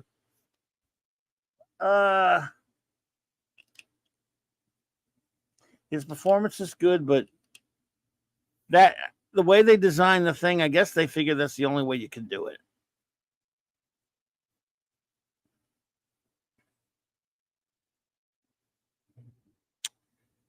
I guess.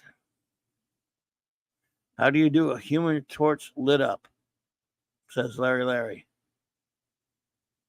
How do you do a Human Torch lit up? I don't know, Larry. How do you do a Human Torch lit up? I'm waiting for the punchline. Come on now. It's got to be one, right?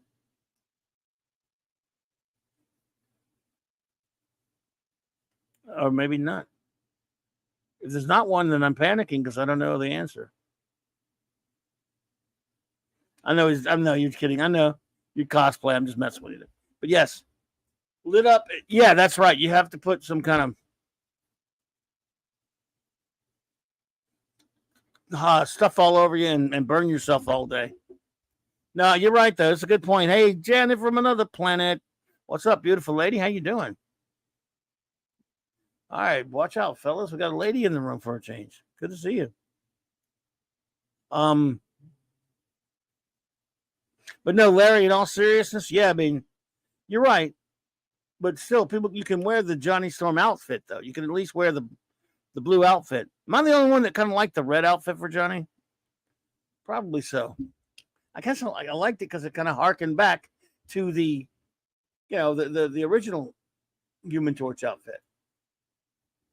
But I actually kind of like the red one. I know that's weird. What you doing, Janet? Just finished the stream. Oh, you had a stream tonight? Oh my goodness! Everyone, please, if you have not already, please go to Janet's channel and subscribe. And of course, she has lovely streams and stuff on her channel and videos and just short videos and stuff. Good friend of the show.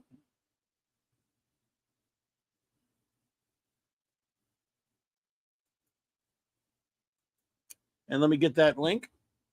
I think I have a link in my chat below, just in case. If you would not mind, my friends, here is the link.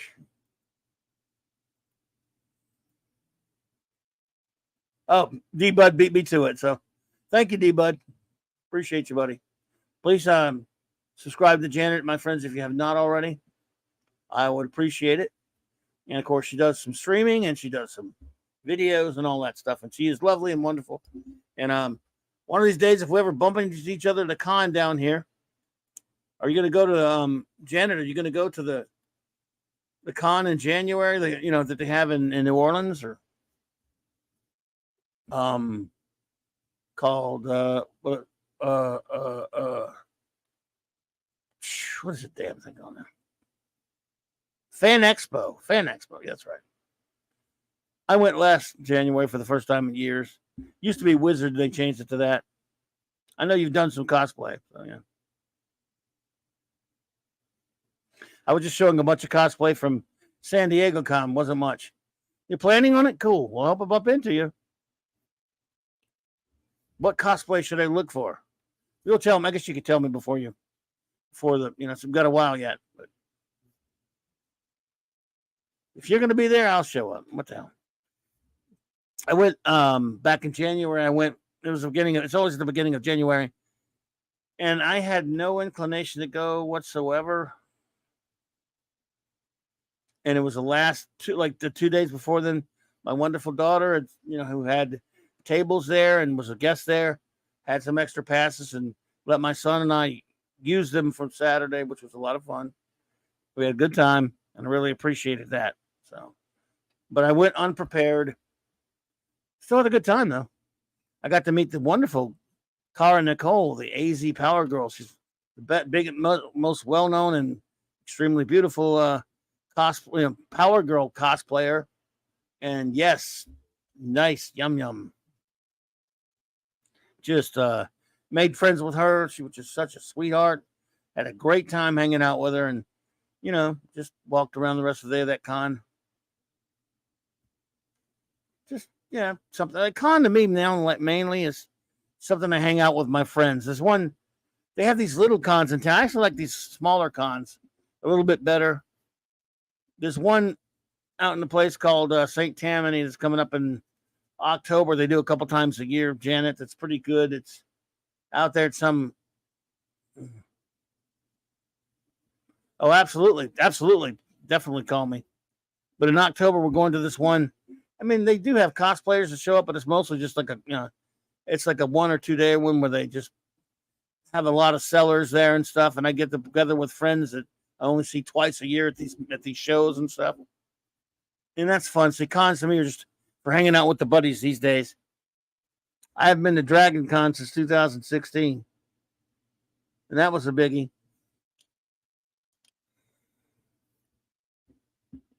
Cool, Janet. I hope to see you there.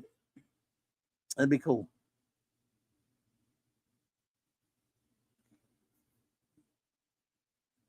So, let's see here. Comics. What did I not cover when it comes to comics? Oh, I did cover that, didn't I? Oh. Oh, my goodness. There's one. What? Jeez.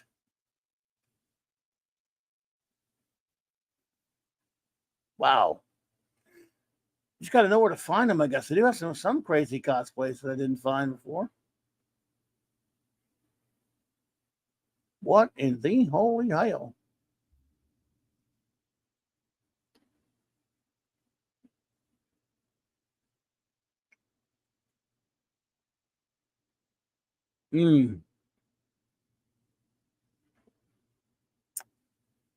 Well, thought I found some other ones. Yeah. Joe Dog, have you covered the supervillain team up?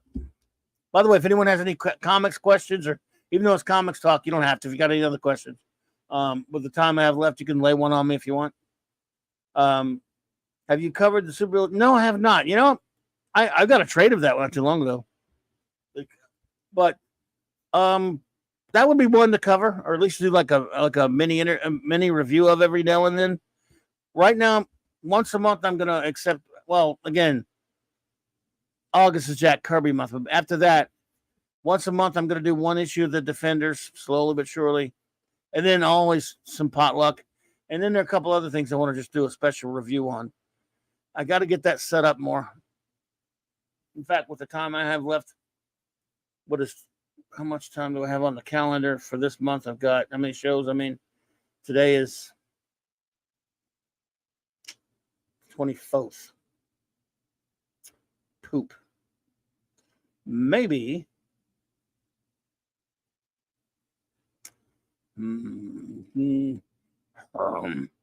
Wednesday night I might do a comic review of something. Or maybe next Monday I'll do that. Because this is the last Monday of the month, and then I got to start on to all the Kirby stuff. I'm just glad Jack's birthday lands on a Monday. Very cool.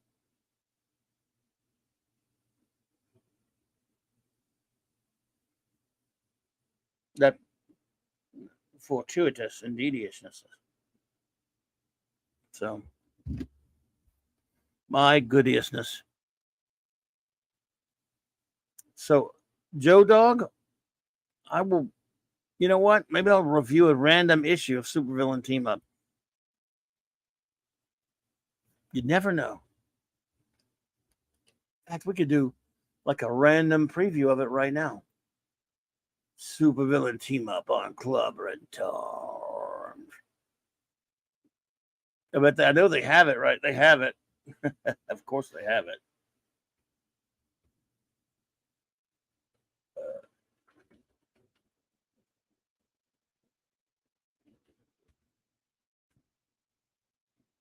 Oh, I spelled it wrong, you dummy. Better spell it right. There you go. All right. So I'll tell you what. Man, only 17 issues, dude. But I love the cover to the first one.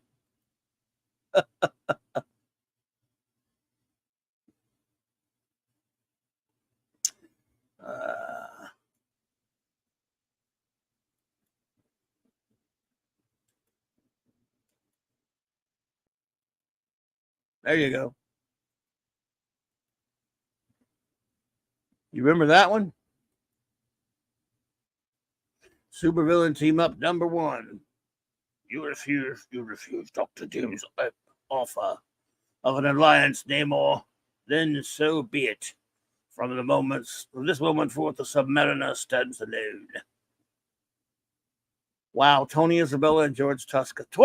Hey, D-Bud Tuska, but inked by Bill Everett. That's actually Tuska and Everett did the pencils together, inked by Fred Kita. So you got Tuska teaming up with Everett on the pencils there, Mr. D-Buddy. What do you think about them apples, sir? In his black outfit days. It's not bad.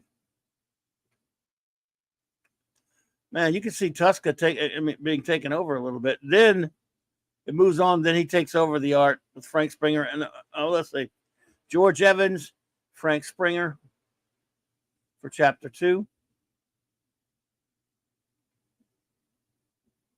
Tony Isabella, what a jerkweed he's been of late. Tusk. Let's see. I had all of the supervillain team ups. Now I just have the trade collection. I got the trade cheap at Ollie's a couple years ago. Captain Lunar says, so good when Bill Everett gets to be involved with his boy Namor. Yes. He got to co-draw a couple of pages there. Welcome, Captain. I haven't seen you here before, but it's good to see you. So, but yes, and it always does the heart good to see Bill Everett. This is toward that time when he wasn't, he was getting toward the end of his career. I hate to say it, but this is another old time. There's no old artists here. George Evans, another golden ager, and Frank Springer. Because these were books that they frankly didn't have a lot of courage in.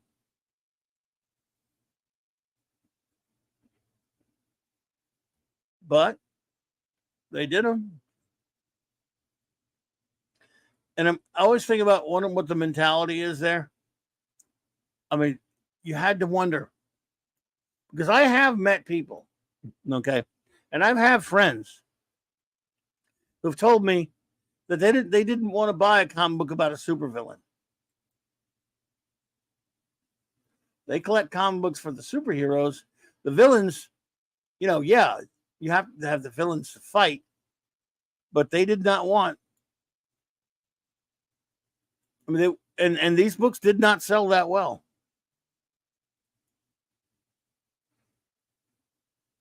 Yeah, I'm with you, Captain. I like the Speedo with nothing else. Is just the best.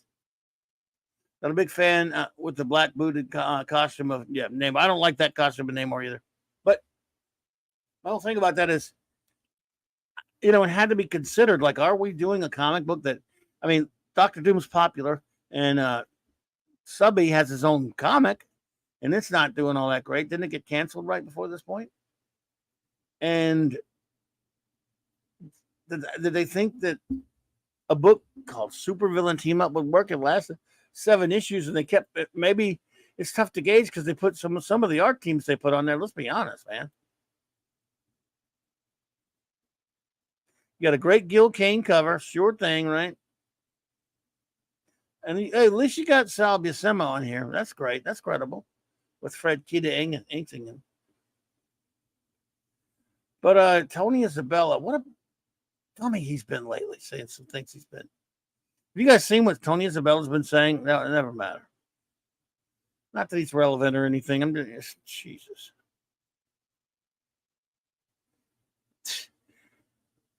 Yeah. Hero was only good as you could, that's true. But you got to have the villain that's true. The good villain. I mean, they're not good villain, but the well-written villain. They're very important to this type of fiction. There's absolutely no question about it. But should they have their own title?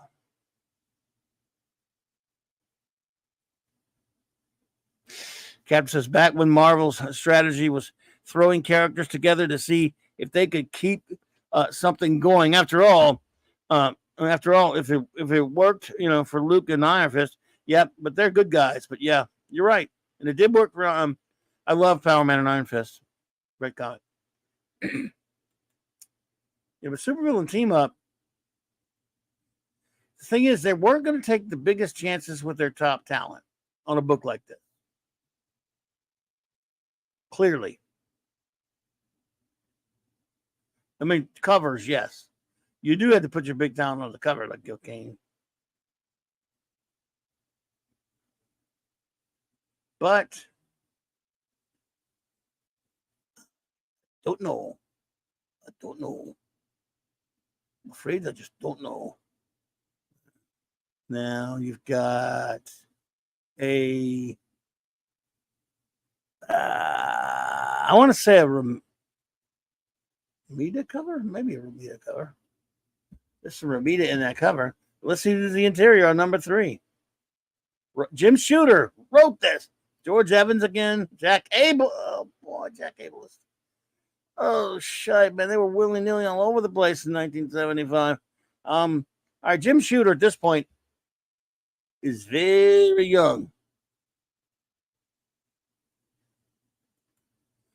I think it depends on the supervillain involved. Plus, sure, at this point, Namor was a villain, but he always flip-flopped due to his anti-hero nature and hero and villain, even in the Golden Age. Yes, sure.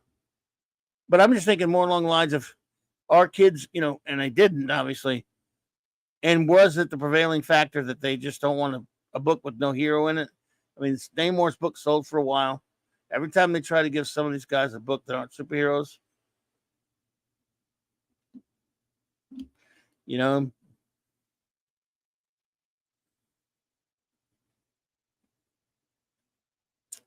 So again, Jim Shooter.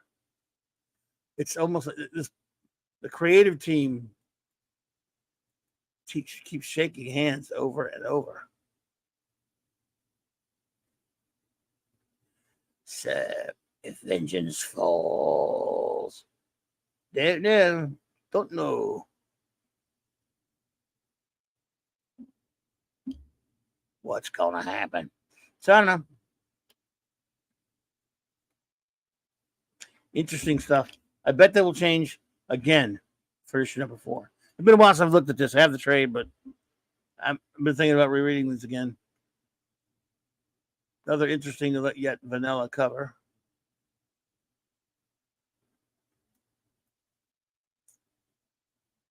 Herb Trimpe now. Bill Mantlo. This changed writers, artists in 4 issues 3 times. Great Herb Trimpe, Jim Mooney, an old timer.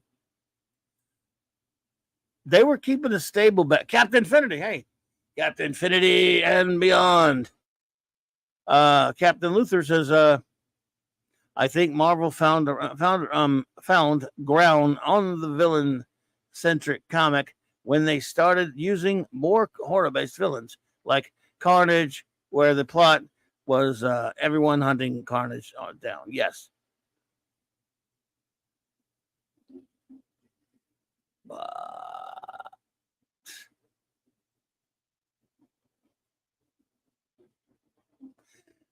Weird.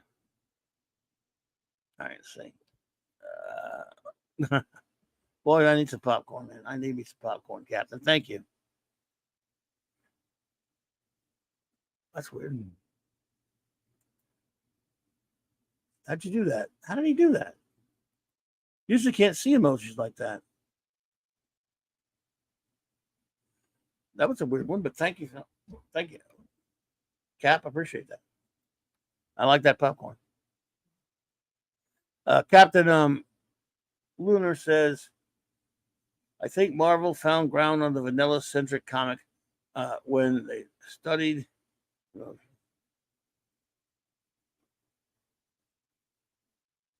Wow. Found ground on the villain-centric when they started using more horror-based villains like Carnage in the plot. Was everyone? Yeah. Write that to Galactus. Galactus will just dismiss it, of course. So, says, I will say, to this day, Bill Mantlo's greatest contribution to comics was Rom Space Knight. Hey, you ain't going to get an argument out of this one, man. I love Rom. I really want to pre-order that Rom Omnibus. Both of them. I don't know if I'm going to be able to afford to do that, but they do. They are on the way.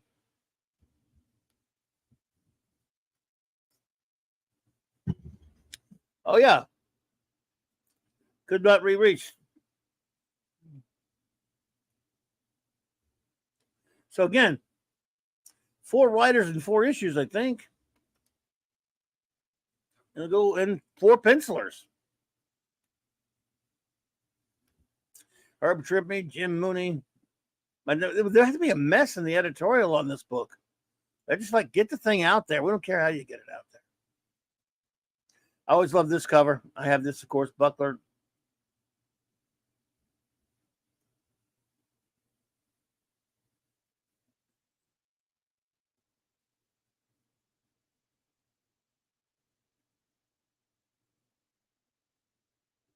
Unreal.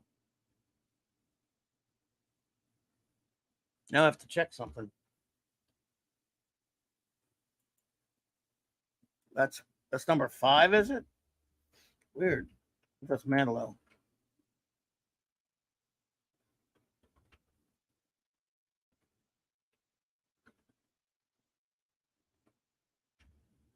That's strange. Misprinting problem or something on this one. Okay. Look, if you'll note. Crap. What am I? Okay. Note the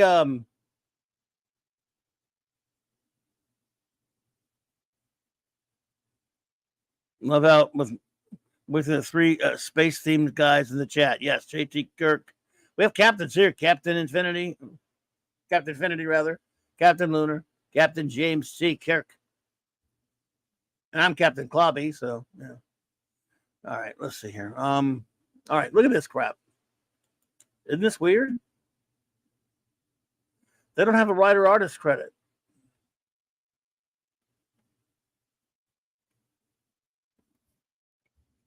I don't have the actual issue available to look in it.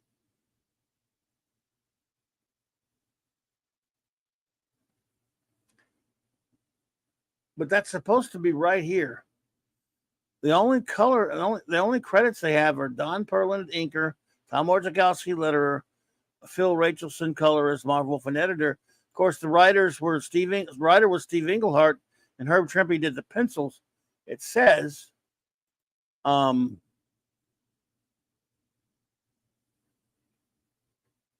Don Perlin inking him. Wow. I wish Hungry Boy were here for this one. Sean Carter, what's up, buddy? Damn it, man. Now I better check CGC on that one. Something's fishy up in here.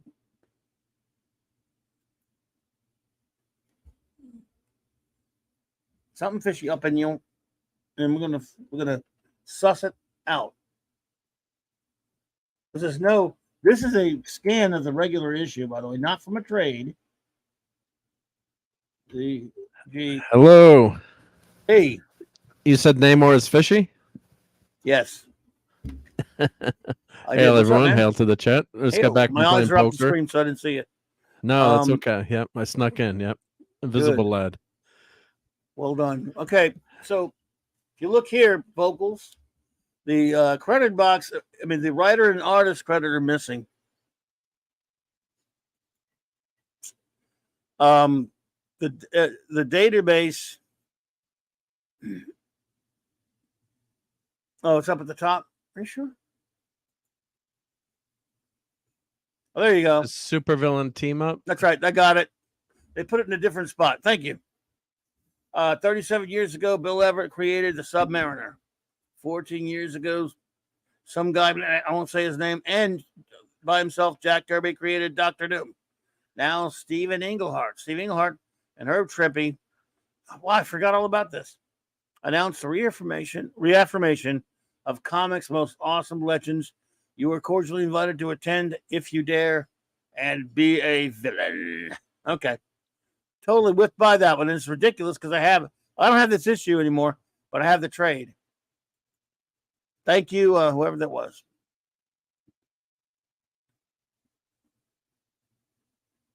Thank you. Could not be reached for further comment.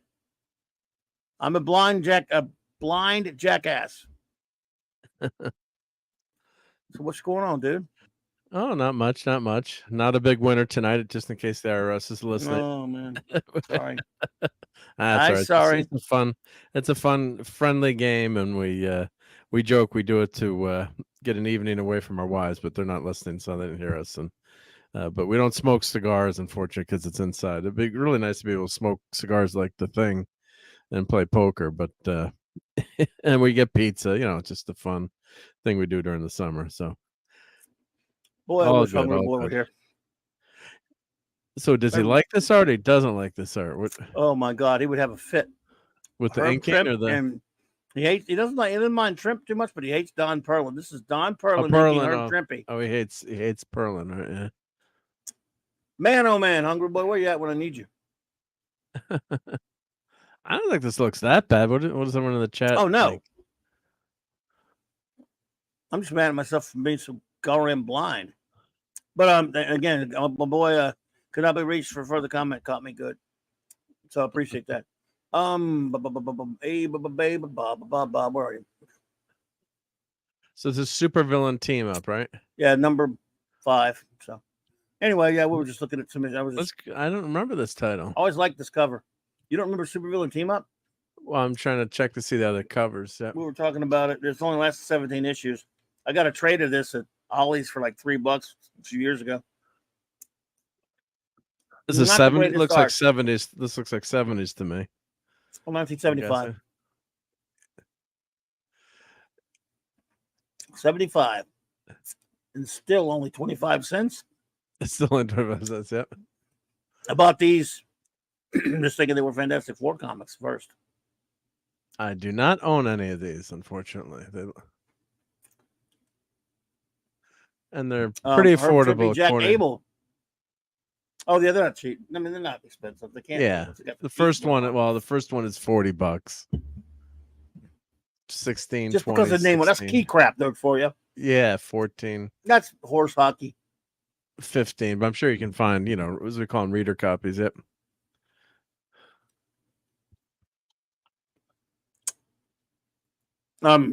Captain, I've been desensitized due to growing up with Rob Liefeld art. Well, that'll do it.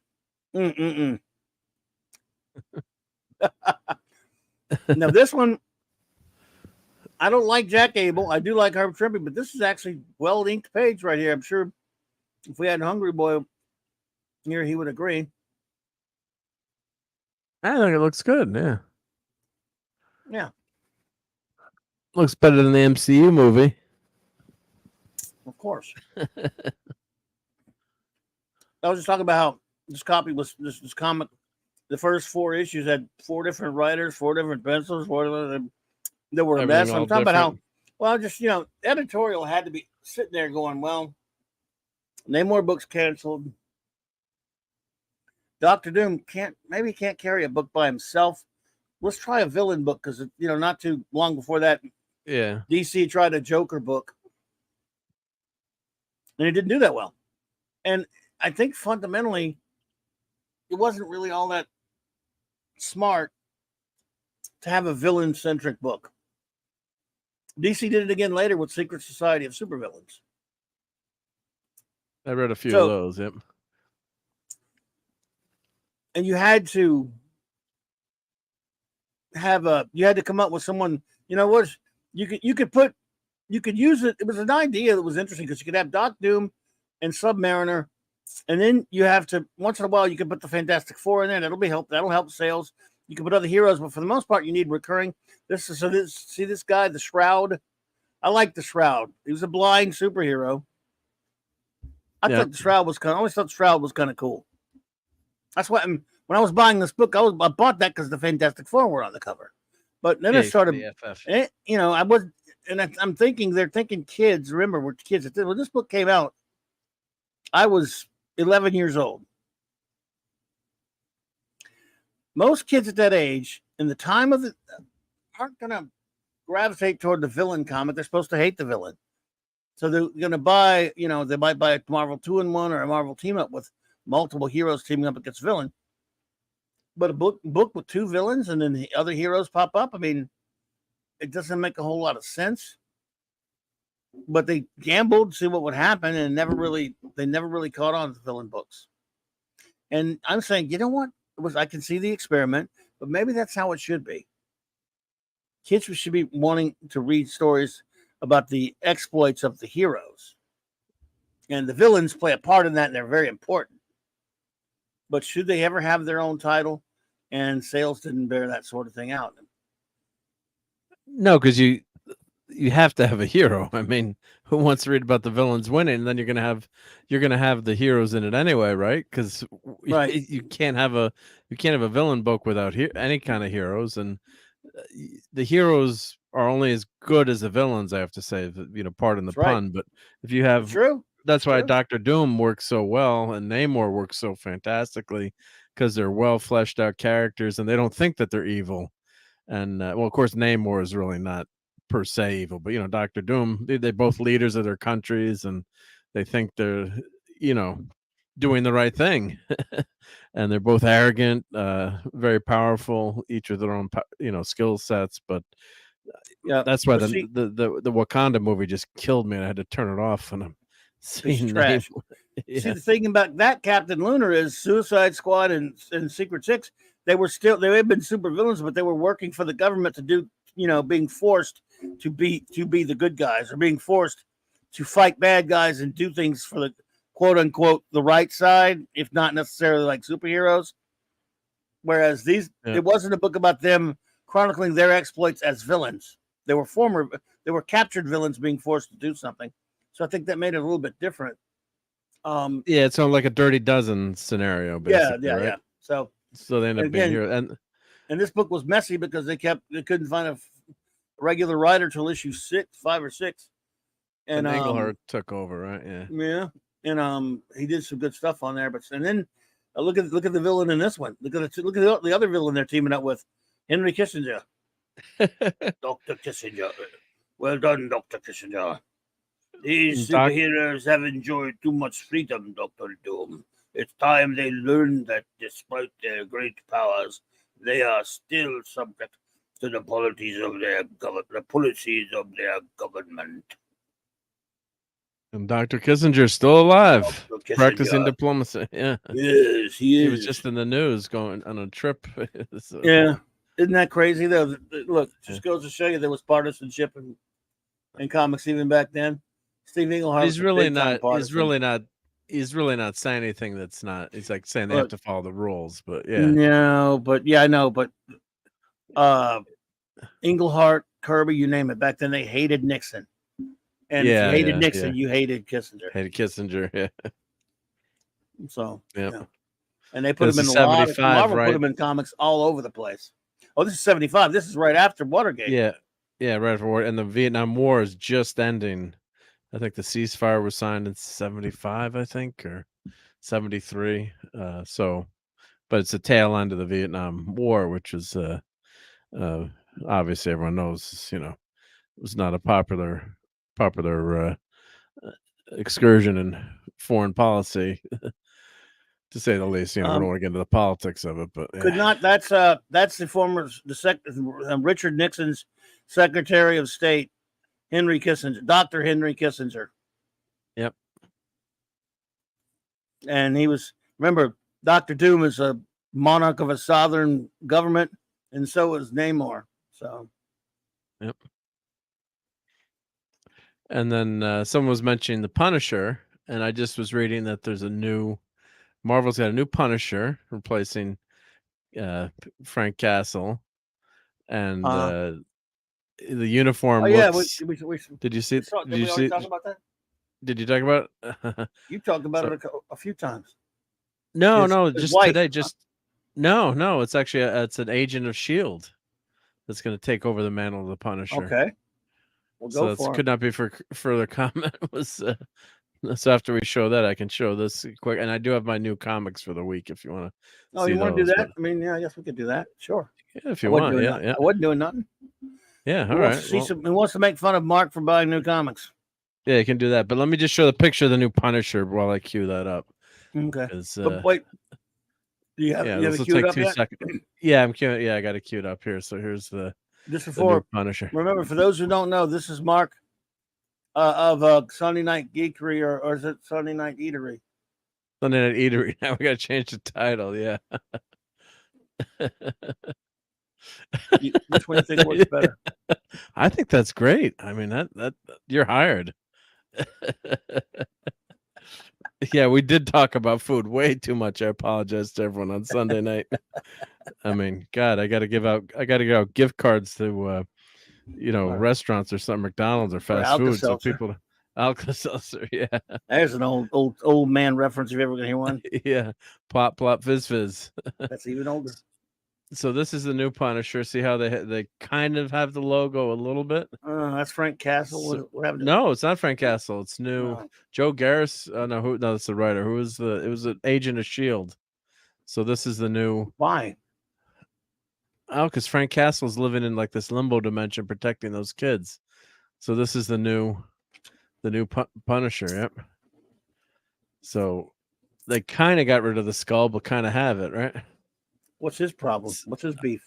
I want to introduce the Danny Ketch to Frank's Johnny Blaze. So, so who's the new? Let's see. Frank Castle's disappeared, but evil will always need to be punished. With all new threats rising to claim innocent victims, criminals will need to be aware of a dangerous vigilante hunting them from the shadows. Enter a new Punisher, retired S.H.I.E.L.D.'s Black Ops agent Joe Garrison. But what brings him back into the action? What put Joe Garrison on his path of vengeance? And when the smoke clears, we'll even make it out alive. So November 8th, 2023. Make sure you put your orders in for that. Yeah. Make sure, everybody. Make sure you get that new prisoner. Excuse me, Punisher comic.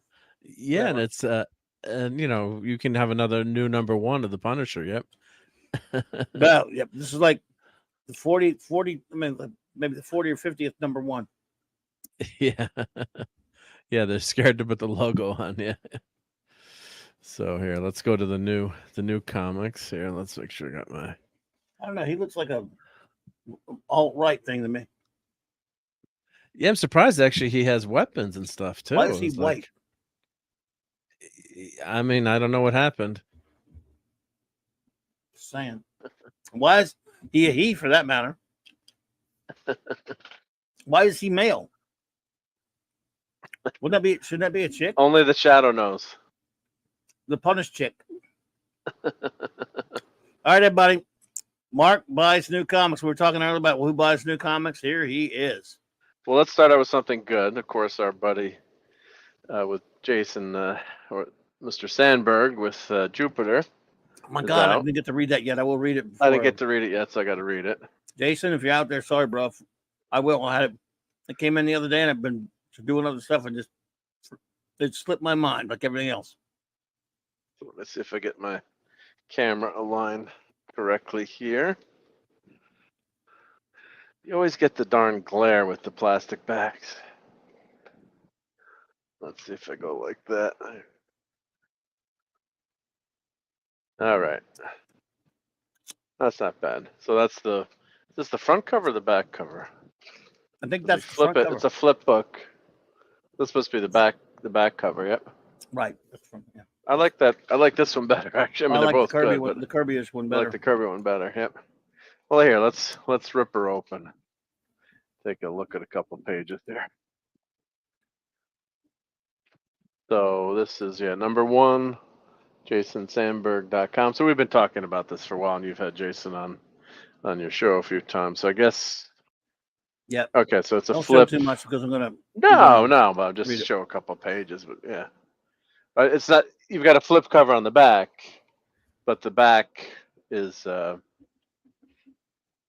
Sometimes you have a book where you have half the book is one way, half the book is the other way. So just that is that way, I guess. Yep. Regular way. So laser disc. Very heavy paper, I'm gonna say. So really nice quality, real heavy grade paper there. Looks really nice. Which is nice. Yep. So it's Kirby-esque art, and here's of course that Fantastic Four font. So here's Jason's contact info. Of course, everyone knows this, but yeah, you can contact him. I don't know. Can you still buy this? I'm not sure. But I don't know how it works. I'm not sure it works, but yeah, jasonsandberg.com. Probably. Yeah, because we did was it Kickstarter? Or was this? I think it was Kickstarter, wasn't it, or was it the other one? I don't know. I can't remember now. Well, you bought it, right? Oh yeah. Yeah, so we bought. I think it was. I don't remember which one it was. Kickstarter or what's the other famous crowdfunding? Just go. But anyway, so that looks good. Yep. Let it, buddy. We'll talk about it more when we've seen it because I feel bad. I haven't read it yet. And then you got this cool. Making me feel guilty. No, once we can read it tonight, but we got this cool stuff with it, postcards, and so it's just nice on the Kickstarter. And a little note from Jason. Have a great summer. Yep. So nice touch, extra touch there. It's nice to support independent creators. Indeed. So here we go. Here's the comics you can make fun of me for. But so here we've got Darth Vader with Dr. Afra, Darth Vader number 36. Dr. Afra's his dentist or what? Yeah, his dentist. Yeah. So Why is he all buffed up? Has he been working out? he's been working out. Yeah. Darth has been working when out. does this take place? Well, Obviously, this takes place. before Return of the Jedi. So yeah. Yeah. Before episode 4 though. I can't remember now. In those few years that he met Obi-Wan the last time. Yeah, met him for the last time. Yep. We've got I'm a sucker for What If comics. So they've been releasing these.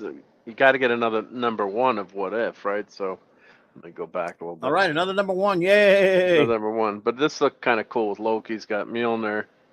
It's Simonson on the art here. So with Simonson on the art, I had to buy Really? it. Walt Simonson? Yep. What do you do, like a page or just a cover or what? I don't know if it's no. He's got on the. I think he did the whole interior. Mm. Well, here, let's pop it open. Well, we won't show the whole thing, obviously, like 1 or 2 pages, but let's just see if. Let us check and see. Here's the back cover. We got Guardians of the Galaxy new soundtrack. Ooh, cool vinyl. Wow. That's not to show like, too much. She looks like she's ready to kick Vader's ass, and he'll let her. You'd have no choice. She's the bestest ever. Okay, let's see who's. All right, so it's Simonson writer, Scott Eaton penciler, cover by Simonson, and Laura Martin. Okay, so Scott Eaton's the interior, Simonson's the writer. Okay, so I'll just show a couple pages, but it's pretty good art, I think. Not great, but it's not bad. That's passable. I don't know. Hungry Boy's not here, so but Simonson's writing it. So when I was looking at on the pull list, I saw Simonson. Now this is evocative of Amazing Spider-Man number 1. It's not a bad cover, I don't think. So this is Ed McGuinness. You mean Spider-Man number 1? Well, it's 29, the new third volume 3 or 4 or 5. Yep. So. You said it was trying to be evocative of that old Spider-Man number 1 cover. That's not bad. McFarlane. I could live with that. Yep. I mean, that's what it's doing, right? Yeah. We got another Rocketeer, Den of Thieves, one shot. Almost looks like Dave Stevens' cover. It can't be though, can it? Does it say? Oh, let's check. Just saying, the guy, whoever did it, if it's not Dave Stevens. I always hate it when the tape gets stuck on the cover. You open up the book. It happens. Oh, gotta go careful here. The worst. Get the resealable bags, please. Let's see. So it's Stephen Mooney, David Messina. Let's see who did the covers. So it shows you who did the covers here.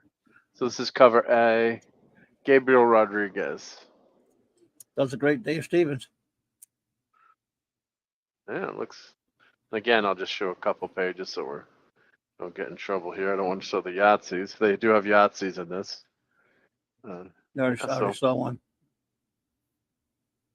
So pretty good, yep. And we've got. Wait a minute. Is it? Did they not have the name Dave Stevens on the freaking cover of that comic book? Oh, I'm surprised because last time they had Dave Stevens Rocketeer. Yeah, last time they did, and the one we're looking at, right? I don't know. Yeah, no, they did mention Dave Stevens, and they had a bio of him. I mean, here's the ad should be the title of the Echoes. freaking comic book. Yeah, last time they showed. Yep. Oh, here, look, we got Cisco meeting up with Kirk. Oh no, but there's filth in there. Sorry. Mm, mm. Annual. Yeah, Mr. Scott, we have a problem. Or no, is that? Or no, is that? No, that's Yosh, What? or is that the Enterprise crew? Who's that there? That's not the.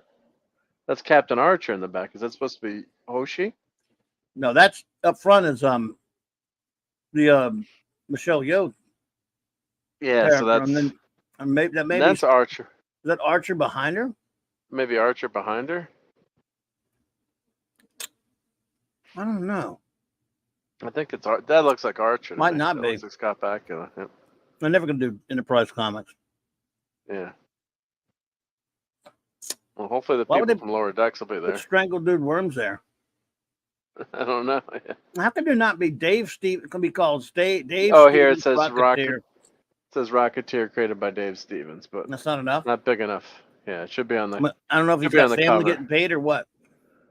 Should be on the cover though. Yep. Yeah. But it looks pretty good. Yep. Yeah. Well, here like they do, Dave Stevens Rocketeer on this cover. Right there. That was the There you one. go. That was the one I bought. The other one shot. Yep. Hmm. So. Off jerkers. All right. So I think we're not doing too badly this week. Normally, well, this is Echoes. His covers are all right. Yeah. They're okay. So this is the mirror. This deals with the mirror universe. Yep. Mm-mm. Nope. It's not the mirror universe. Oh, is that the mirror universe? Another didn't read universe, it. but not the mirror universe. Not the mirror. Okay, good. Yep. Good. And JT Kirk has a question of the Rocketeer's armament, but he says, does the Rocketeer use a real Mauser C-96 broom handle, or is a laser pistol done in that style? Yep. Well, I think he grabs Han Solo's laser pistol. Yep. I got that. I wish I had this new, or when it came out, or the No, about the facsimile the other day. about the facsimile. Yep. My first X-Men is X-Men 106. God, I should have gone back and bought them all years ago. But God, what a classic! It was just X-Men were just so much fun to read in the 100s to the 150s. I mean, it was just every issue you couldn't wait. Well, it was bi-monthly for a while too, right? Wasn't it in the beginning when they redid it, and then they went monthly. I believe But so. I mean, it was just everyone was just so hyped about that, and these stories were just so good. Reprints for a while, but yeah, you're right. Yeah.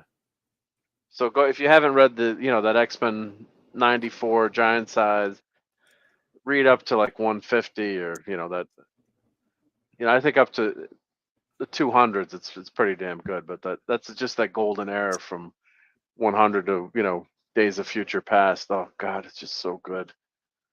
Oh, go read it now. So I'm really making a lot of money. That came out already though. 180. I got 180 last month. They did 180 too, yeah. So I got 181. They did this a couple of years back. Probably right. This fax. There's also a Spider-Man 120 something, 121 facsimile. Did you get that one? I did not get that. Oh wait, no, is that with the Punisher? Yeah. Or is that the one where what would you say? Maybe? Oh, 129. Oh yeah, I did. Is No, that not the Death of Gwen Stacy? No, there's one with the Death of Gwen Stacy, the blue cover. That came out. I got that one. Yeah, I showed that last week. The other day. Okay. So these two books are adding a lot of value to my collection. I almost bought 180 facsimile, but I was pretty sure I already had it from 2 years ago when it came out. But not 100% sure. And I do own an original copy of 180, but I can't find it in any of my long boxes.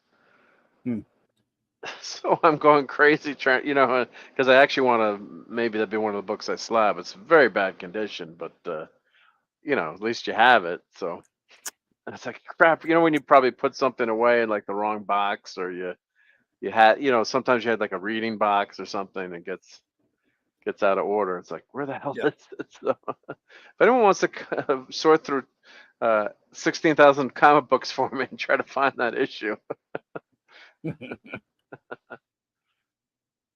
Yeah, so looks good, reads good, and to be honest, Mark, they even smell good. Yep. Yep. So yeah, so this week, all right. So this is facsimiles are cheating, but that's No, they're great though. They're really cool to have. They're great. So these are good. So you can flip through that all you want. And then, you got the ads and everything in there. I mean, this cover's all good. right I haven't read it yet. So Rocketeer looks Might read pretty it. good. So I'm saying that's a pretty good buy. Spidey Man. Well, they're screwing up Spider-Man I don't know how you lately, can but even the stand that. covers all right. Spider-Man. Where And are you you got coming Simonson. from, Spider-Man? And this is pretty good too with Simonson. So I haven't read the story yet, but what if, I'm a sucker for what if. You can meet him this week and get him to sign it. Yeah, that's true. Yeah, if I go up there, and then Darth Vader, Weapons of the Force. He looks weird. He looks like he's a He big does old look buffed weird. ass. Where's Yeah. the cape? So Damn it, you've been juicing or something. Vader's been juicing. Yep. Plus we got Jupiter, so David Sandberg's comic. So yeah, Yep. so got some good stuff. So not a bad haul, but most of it is, when you look at it, most of it's reprints, right? That's the funny thing. So facsimiles have been. I think the facsimiles outsell the real comics by far. So yep. So that's the make fun of Mark segment. Oh, and I do have an action figure I can show. I got to do a video on this. Unfortunately, my damn appeal. They said my appeal didn't go through because I'd already appealed, and I keep getting a circular response from YouTube. So pastages, but Butt munch. Oh, that's cool. That's a great. yeah. So this was on sale on Prime Day. So Yeah. I thought it was buying like a small one, the small little. You know when you see stuff, I thought it was a small little. It's kind of chunky. You know. Yeah, he's kind of chunky, but I thought it was going to be this scale. I thought it was a 5-inch scale. Oh yeah, that'd have been something. So I thought it was that Loki, but it was only 10 smack rolls, so It's all right. it was a nice He's a little $10. I'm pretty chunky happy for a with it. Legends. Well, it's a new legend. He's been working out. Face sculpt's pretty good though. You got the smiling, evil Loki grin there. I'd definitely go with that head. Didn't look anything like Tom Hiddleston. Yeah, it doesn't look anything like Hiddleston. Yeah. So retro packaging. So yeah. So I got that figure, and since this is comic book night, we'll grab. Here I got. I don't have a Hammerhead in my collection, so. You got that one too. Now that's a nice figure. That's right. Yeah, I like this one. I thought was pretty decent. Yeah. So Hammerhead was in the cartoons, but he hasn't been in the comics lately, right? Not since the 70s. Well, I mean, I don't know. This Hobgoblin figure looks really good too. Is it cheap? Look at Shocker. Shocker looks. Shocker. I have an old Shocker. Shocker. I want to send that to Nick. Send it to Nick. Ben Riley. Oh, go away, Ben. Go away now. Symbiote Spider-Man. Spider Armor Mark 1. That was ridiculous. But that was fun. Yep.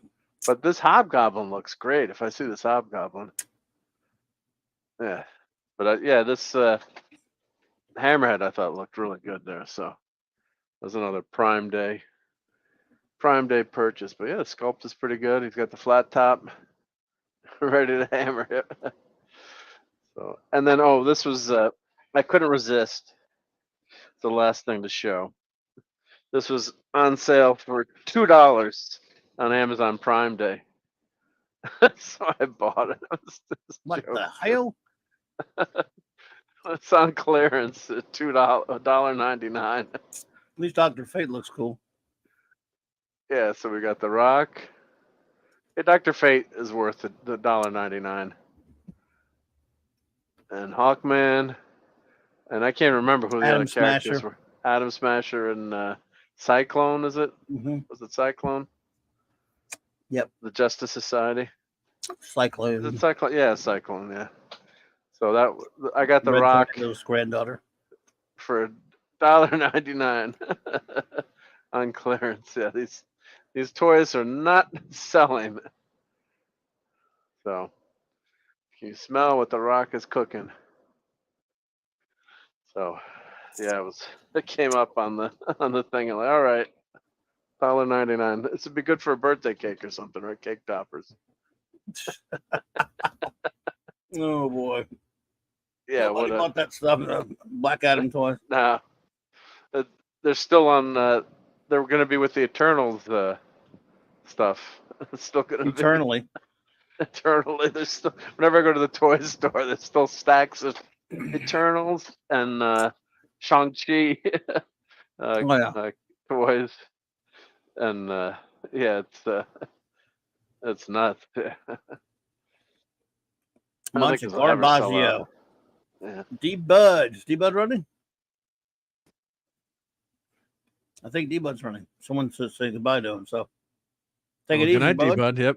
I was away Yeah. from the screen, so yep. Oh, Thor is here. Maddie's Thor's here. daddy. Martin's leaving. I don't know. Yeah. Well, we're heading out anyway. Yeah. We're gonna go read that Punisher comic, but no, just kidding. Oh, and you special treat, you get 2 episodes of Strange New Worlds this week, because that the one dropped, Saturday night with the crossover with Lower Drex. So this Thursday they have another episode. So you get 2 episodes of Strange New Worlds this week. It's Clobberin time!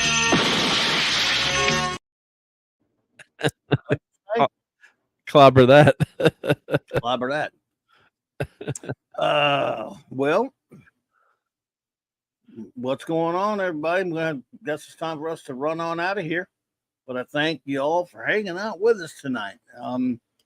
Let's see here. Just some show notes and abbreviated shout outs, and we'll let you all get rolling. Get this week started. Monday night. You don't need me Mondaying you even more. So let's see. What do we have coming up in here? Let's see here. Again, I want a big shout out to the great J-Man again, and thank him so much for what a great time I had reviewing these Legion comics with him. Great stuff. Earlier today. Tomorrow night, I think I'm usually at Midnight's Edge After Dark on Tuesdays and Thursdays. I don't think I'll be there tomorrow night because we're doing something else, but other than that, and of course, no show tomorrow night here because it's the only time I don't do a show. It's about. But Wednesday night I'll be back with Loki and the gang on Loki's channel. The Comic Roundtable, and then my own show again. Oh wait, hey Bruce Lombardo, what's up, dude? Hey, Bruce. Hey man, good to see you. And Mighty Orbots, hello there. Good to see you. Thanks for being here, man. Great to see both of you. But then I'll be back, of course, with Wednesday night with the wild card Wednesday night.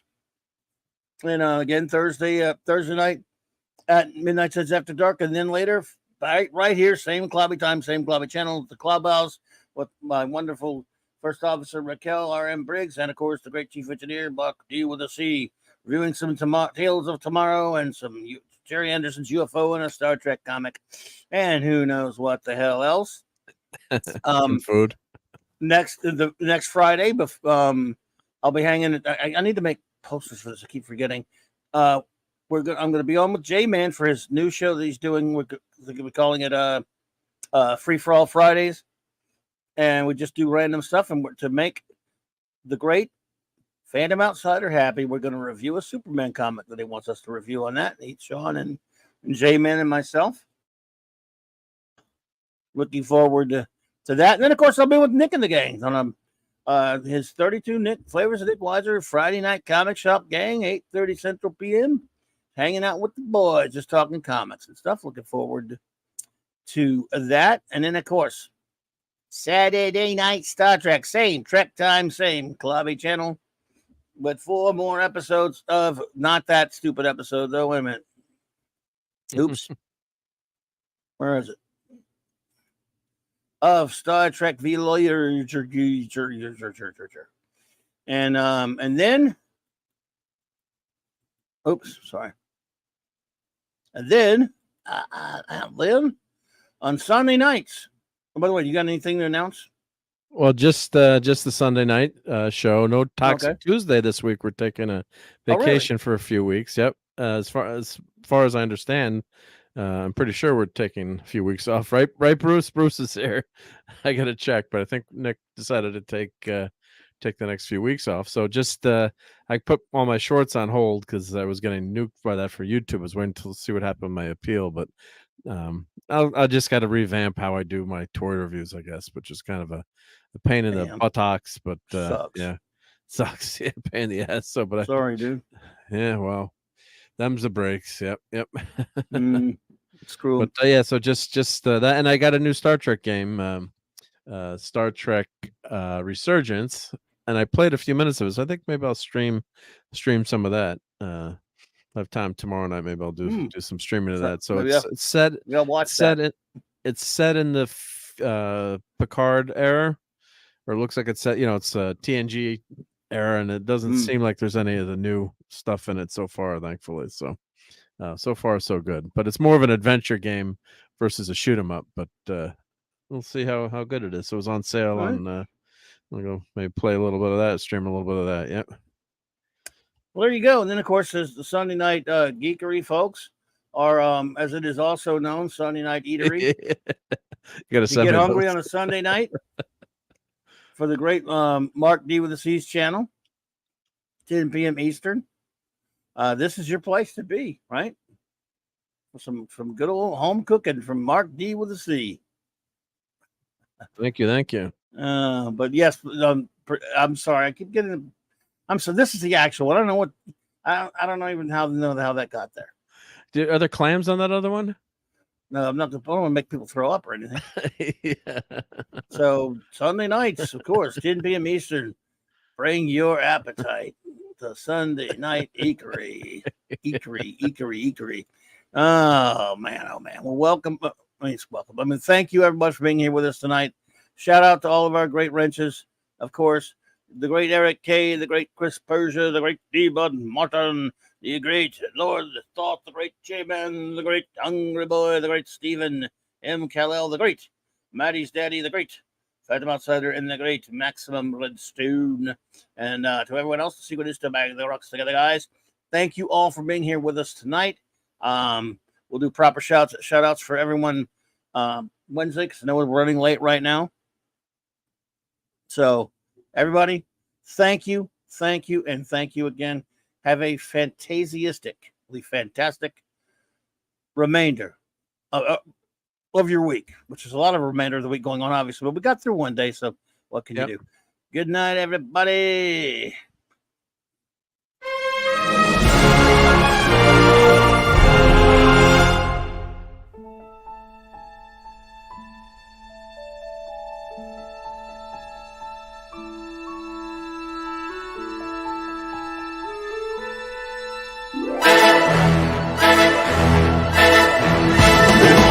Clobberin time!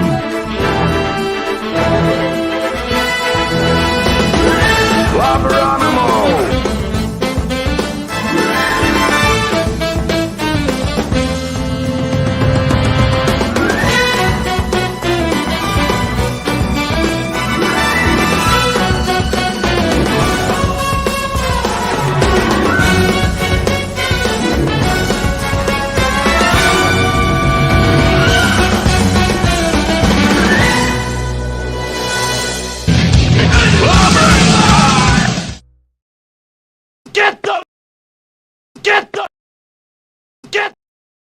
Get those nerds! Nerds! What? Everything that guy just says is bullshit. Thank you. I just love clobbering time.